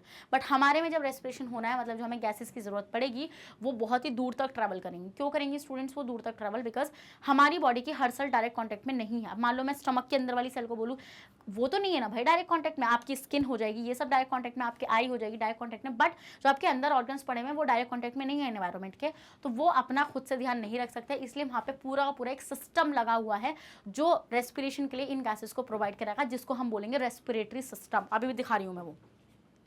The respiration in plants occur at slow rate. अब plants में देखो, क्योंकि plants को ज़्यादा requirement है नहीं, जितनी हमारी सेल्स को है उतनी रिक्वायरमेंट प्लांट्स की सेल्स को नहीं होती, तो वो स्लो रेट पर काम करते हैं। On the other hand the respiration in animals occur at a much faster rate. वही चीज़ है, एनिमल्स में आपका जो ये चीज़ होगी, ये कैसा होगा स्टूडेंट, आपका फास्टर रेट पर होगा। अब हम लोग देखेंगे रेस्पिरेटरी सिस्टम ऑफ ह्यूमन। चलो हेडिंग लगा लो, बस लास्ट है ये, डोंट वरी लास्ट है ये।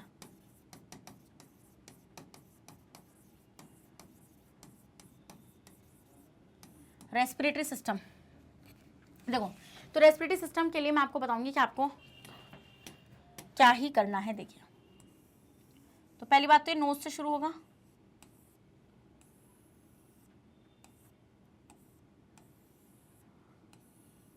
देखिए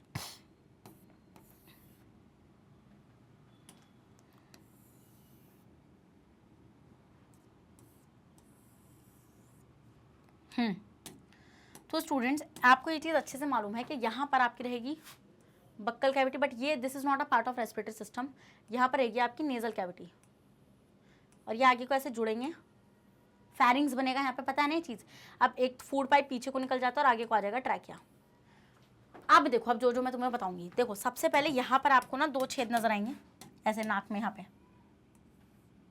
होते हैं ना, यहाँ पे ये हैं, इनको बोलते हैं नॉस्ट्रल्स। क्या बोलते हैं हम इसको? नॉस्ट्रल्स बोलते हैं। डन। फिर नॉस्ट्रल के पीछे आप देख पा रहे हैं there is a cavity here, अंदर को, इसको हम बोलते हैं नेजल कैविटी।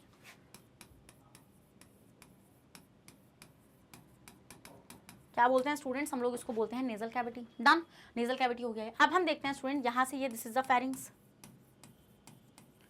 और अल्टीमेटली यहाँ से शुरू होता है आपका क्या, ट्रैकिया। क्या शुरू होता है, ट्रैकिया। और ट्रैकिया पे आपको यहाँ पे वॉइस बॉक्स भी लगा हुआ नजर आ जाएगा।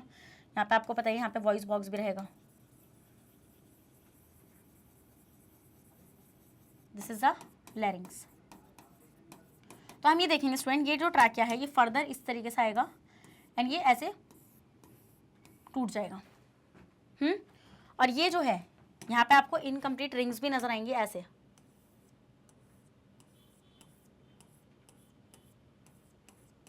देखो सबसे पहले क्या होगा, जो आपका जो गैसेस है, मतलब जो आपकी गैसेस आएंगी, जैसे आप यहाँ पे देखेंगे नॉस्ट्रल्स के थ्रू एयर अंदर घुसेगी।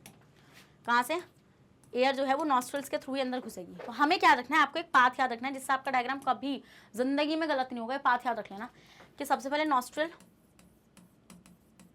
फिर नॉस्ट्रल से नेजल कैविटी, नेजल कैविटी से ट्रैकिया,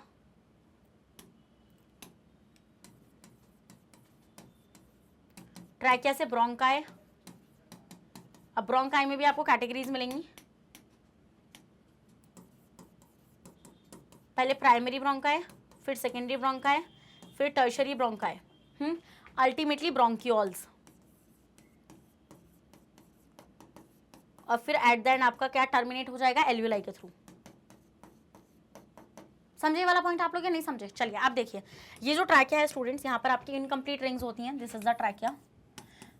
तो ट्रैकिया में जो इनकम्प्लीट रिंग्स होती हैं स्टूडेंट्स, वो इंपॉर्टेंट होती हैं क्योंकि ये जो कार्टिलेज की बनी हुई इनकम्प्लीट रिंग्स हैं, ये ट्रैकिया को कभी फटने नहीं देंगी। क्योंकि आप देखो, मान लो आपने किसी दिन बहुत तेजी से सांस अंदर ली, तो ऐसे में अगर ये कंप्लीट रिंग होंगी तो फट, यहाँ पे टेंशन क्रिएट होगी, प्रेशर क्रिएट होगा तो फट सकता है।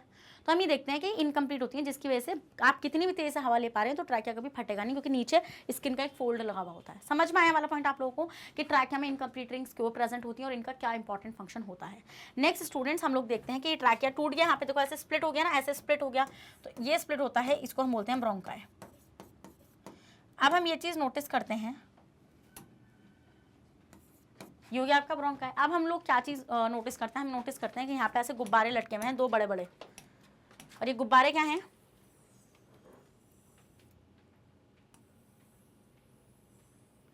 ये आपके गुब्बारे हैं क्या, ये आपके गुब्बारे क्या हैं, ये आपके गुब्बारे हैं आपके क्या, लंग्स। क्या है स्टूडेंट्स, ये आपके लंग्स हैं, ये आपके लंग्स हैं। अब हम ये चीज नोटिस करते हैं स्टूडेंट्स कि ये लंग्स जो हैं आपके इस तरीके से ऐसे, फर्दर ये ब्रोंकाई प्राइमरी ब्रोंकाई में टूटेगी, ये सेकेंडरी ब्रोंकाई हो गई, ये टर्शरी ब्रोंकाई हो गई, देन ये ब्रोंकियोल्स हो गए, देन ये टर्मिनल ब्रोंकियोल्स हो गए, और अल्टीमेटली यहाँ पर आपके एल्वियोलाई लटके हुए आपको नजर आएंगे। क्या लटके हुए नजर आएंगे आपको, एल्वियोलाई लटके हुए नजर आएंगे इस तरीके से। और यहाँ पे आप देखेंगे एक मसल प्रेजेंट होती है जिसको हम बोलते हैं डायफ्राम।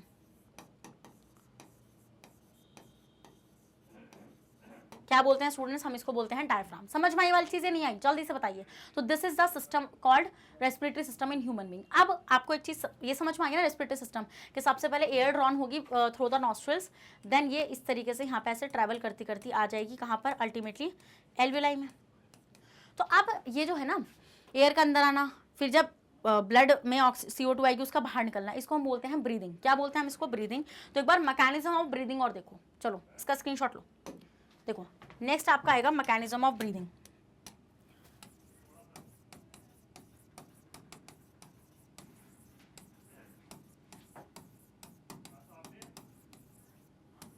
मैकेनिज्म ऑफ ब्रीदिंग मतलब ब्रीदिंग क्या है स्टूडेंट्स, इस एयर का अंदर लेना और इसको छोड़ना बाहर, रिलीज करना, दिस इज कॉल्ड ब्रीदिंग। अब ब्रीदिंग दो स्टेप में होता है आपका, एक होता है स्टूडेंट्स आपका इंस्पिरेशन और एक होता है आपका expiration. Done.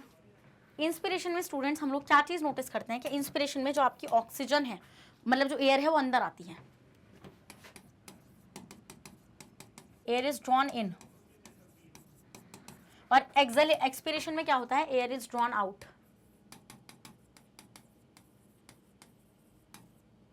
Air is drawn out.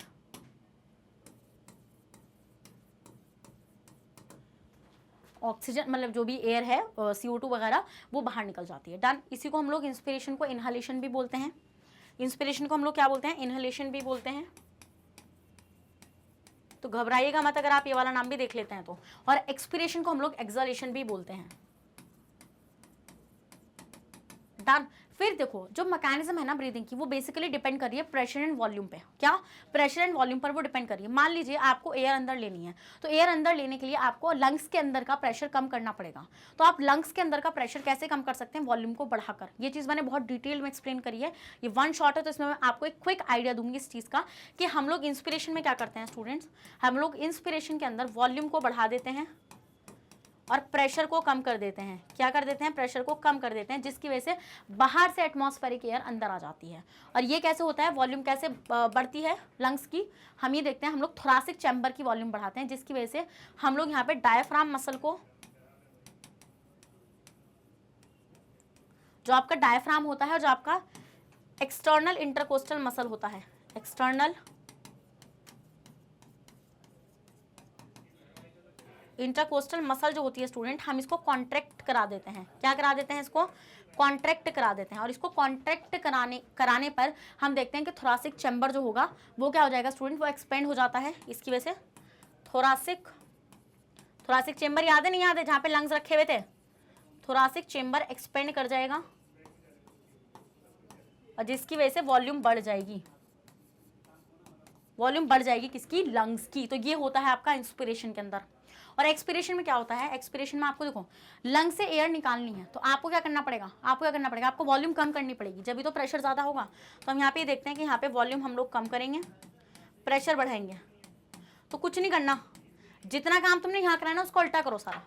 Diaphragm और एक्सटर्नल इंटरकोस्टल मसल को रिलैक्स कराओ। क्या कराना है तुम लोगों ने?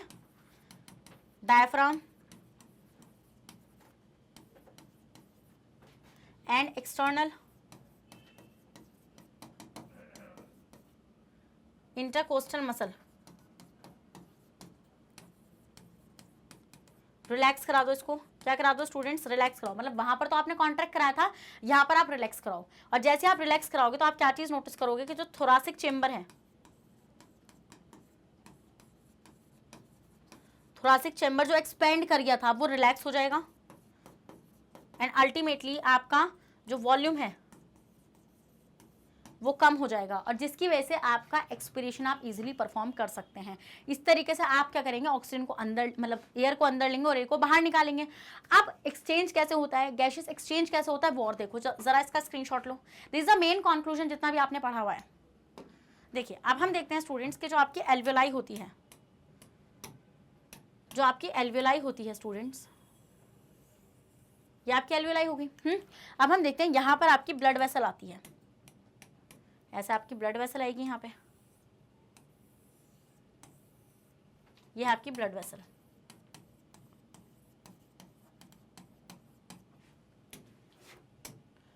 And this is the alveoli.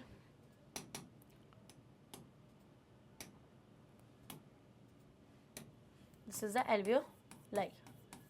अब हम क्या चीज ऑब्जर्व करते हैं स्टूडेंट्स के, यहाँ पर बाहर से एयर अंदर आई है, बाहर से एयर अंदर आई है, और उस एयर में सबसे ज़्यादा क्या प्रेजेंट होगा? ऑक्सीजन ही प्रेजेंट होगा। 21% के अराउंड होता है। और जो यहाँ पर आ रही है, ये इसमें आपका CO2 प्रेजेंट होगा ज़्यादा, क्योंकि ये ब्लड जो आ रहा है ये सेल्स के पास आ रहा है, तो सेल्स ने CO2 को इसमें डाल दिया होगा ब्लड प्लाज्मा में। अब हम देखते हैं वो तो डिफ्यूजन के थ्रू उधर चली जाएगी एंड जो ऑक्सीजन है वो डिफ्यूजन के थ्रू इधर सट आ जाएगी। तो इस तरीके से एल्वेलाई और ब्लड कैपिलरी के बीच में एक्सचेंज होगा गैसेस का। समझे वाला पॉइंट आप लोग? और फिर क्या होगा, ये जो O2 आई है ये कहाँ तक पहुँचेगी? सेल तक पहुँचेगी। सेल इसका इस्तेमाल करेगी ग्लूकोज का ऑक्सीडेशन करने के लिए और अल्टीमेटली वहाँ से ATP का फॉर्मेशन होगा। और उस ATP के दौरान, मतलब जब ATP बन रहा होगा तो वहाँ पे CO2 बनेगा, तो वो इसी तरीके से CO2 ब्लड में वापस आएगा एंड देन ब्लड क्या करेगा स्टूडेंट्स? उसको वापस से किसको देगा? एल्वेलाई को देगा एंड एल्वेलाई उसको निकाल देगी किसके थ्रू? जैसे रेस्पिरेटरी सिस्टम में अंदर आई थी ना एयर, वैसे ही कर वो बाहर की तरफ निकल जाएगी। समझ में आया वाला पॉइंट आप लोगों को? जल्दी से बताइए। तो भाई अब इसको पढ़ लें एक बार, चलो भाई स्क्रीनशॉट ले लो इसका। तो ये आपने देख लिया, यहाँ पे इस फिगर में आप देख भी पा रहे होंगे कि ये जो आपका, मतलब यहाँ से आप एयर की एंट्री होने वाली है, क्या होने वाली है? यहाँ से एयर की एंट्री होगी, then ultimately it reaches to the trachea and then through the trachea it will reach into the lungs and then alveoli, and alveoli के थ्रू स्टूडेंट्स क्या होगा यहाँ पर? एल्वेलाई के थ्रू गैसेस एक्सचेंज हो जाएगा। तो this is all about this one part मतलब पार्ट 1 के लिए मैंने आपको इतना ही डिस्कस कराना था, मैंने वो पूरी तरीके से आपको डिस्कस करा दिया है। रेस्पिरेशन भी अच्छे से समझाने की कोशिश करिए, डाइजेशन भी एंड न्यूट्रिशन भी। अगर अभी भी कोई डाउट इसके रिगार्डिंग बच रहा है तो कमेंट सेक्शन में उस डाउट को डाल देना, मैं वहां पर उसको सॉल्व करने की कोशिश करूंगी। और अगर किसी भी स्टूडेंट को लग रहा है कि मैम आपने बहुत जल्दी पढ़ाया है, तो स्टूडेंट जल्दी नहीं पढ़ाया है, ये वन शॉट है, ये मत भूलेगा बिल्कुल भी आप। अगर आप चाहते हैं कि आपको और भी ज़्यादा मतलब पढ़ाया मैंने सब कुछ वही है, जितना कंटेंट वहाँ पढ़ा है वही है, बस वहाँ पे ज़्यादा और डिटेल में गई हूँ मैं चीज़ों को लेकर, तो आप वहाँ पर भी मेरे उन पार्ट्स को देख सकते हैं, आपको वहाँ पे अच्छे से और भी अच्छे से आ जाएगा। डन। ये तो एक तरीके से रिविजन होता है कि आपने पूरा पढ़ लिया एंड देन आप रिवाइज करने आ चुके हैं उसको, और आपको एकदम एकदम एकदम चीज़ें क्लिक होती चली जाती हैं। तो भाई वापस से एक और चीज़ बताना चाहती हूँ स्टूडेंट्स के, मैग्नेट ब्रेन्स आपको प्रोवाइड कराता है फ्री ऑफ कॉस्ट एजुकेशन। अगर आप लोग सीबीएसई बोर्ड से हैं तो हम आपको प्रोवाइड कराते हैं केजी से लेकर क्लास 12 तक की फ्री ऑफ कॉस्ट क्लासेस। और अगर आप लोग स्टेट बोर्ड से आते हैं जैसे कि MP board, UP board, Bihar board, Delhi board and Rajasthan board, तो हम आपको प्रोवाइड कराते हैं 6 से लेकर क्लास 12 तक की फ्री ऑफ कॉस्ट क्लासेस। और अगर आपको e books and e notes चाहिए, उसका लिंक आपको हमारे डिस्क्रिप्शन बॉक्स में मिल जाएगा, तो आप जाकर उसको वहाँ से अवेल कर सकते हैं। तो भाई और आप हमें कहाँ फॉलो कर सकते हैं, आप हमें फॉलो कर सकते हैं through YouTube, Facebook, Instagram, Twitter, Telegram and WhatsApp, इन सब के थ्रू आप हमें फॉलो कर सकते हैं। तो भाई मैं मिलती हूँ आपसे नेक्स्ट सेशन में, ऐसी धमाकेदार सेशन वो रहेगा जहां पर हम लोग डिस्कस करेंगे इसका पार्ट 2। तो जब तक बने रहेगा मेरे साथ मैग्नेट ब्रेन्स पर। Thank you so much.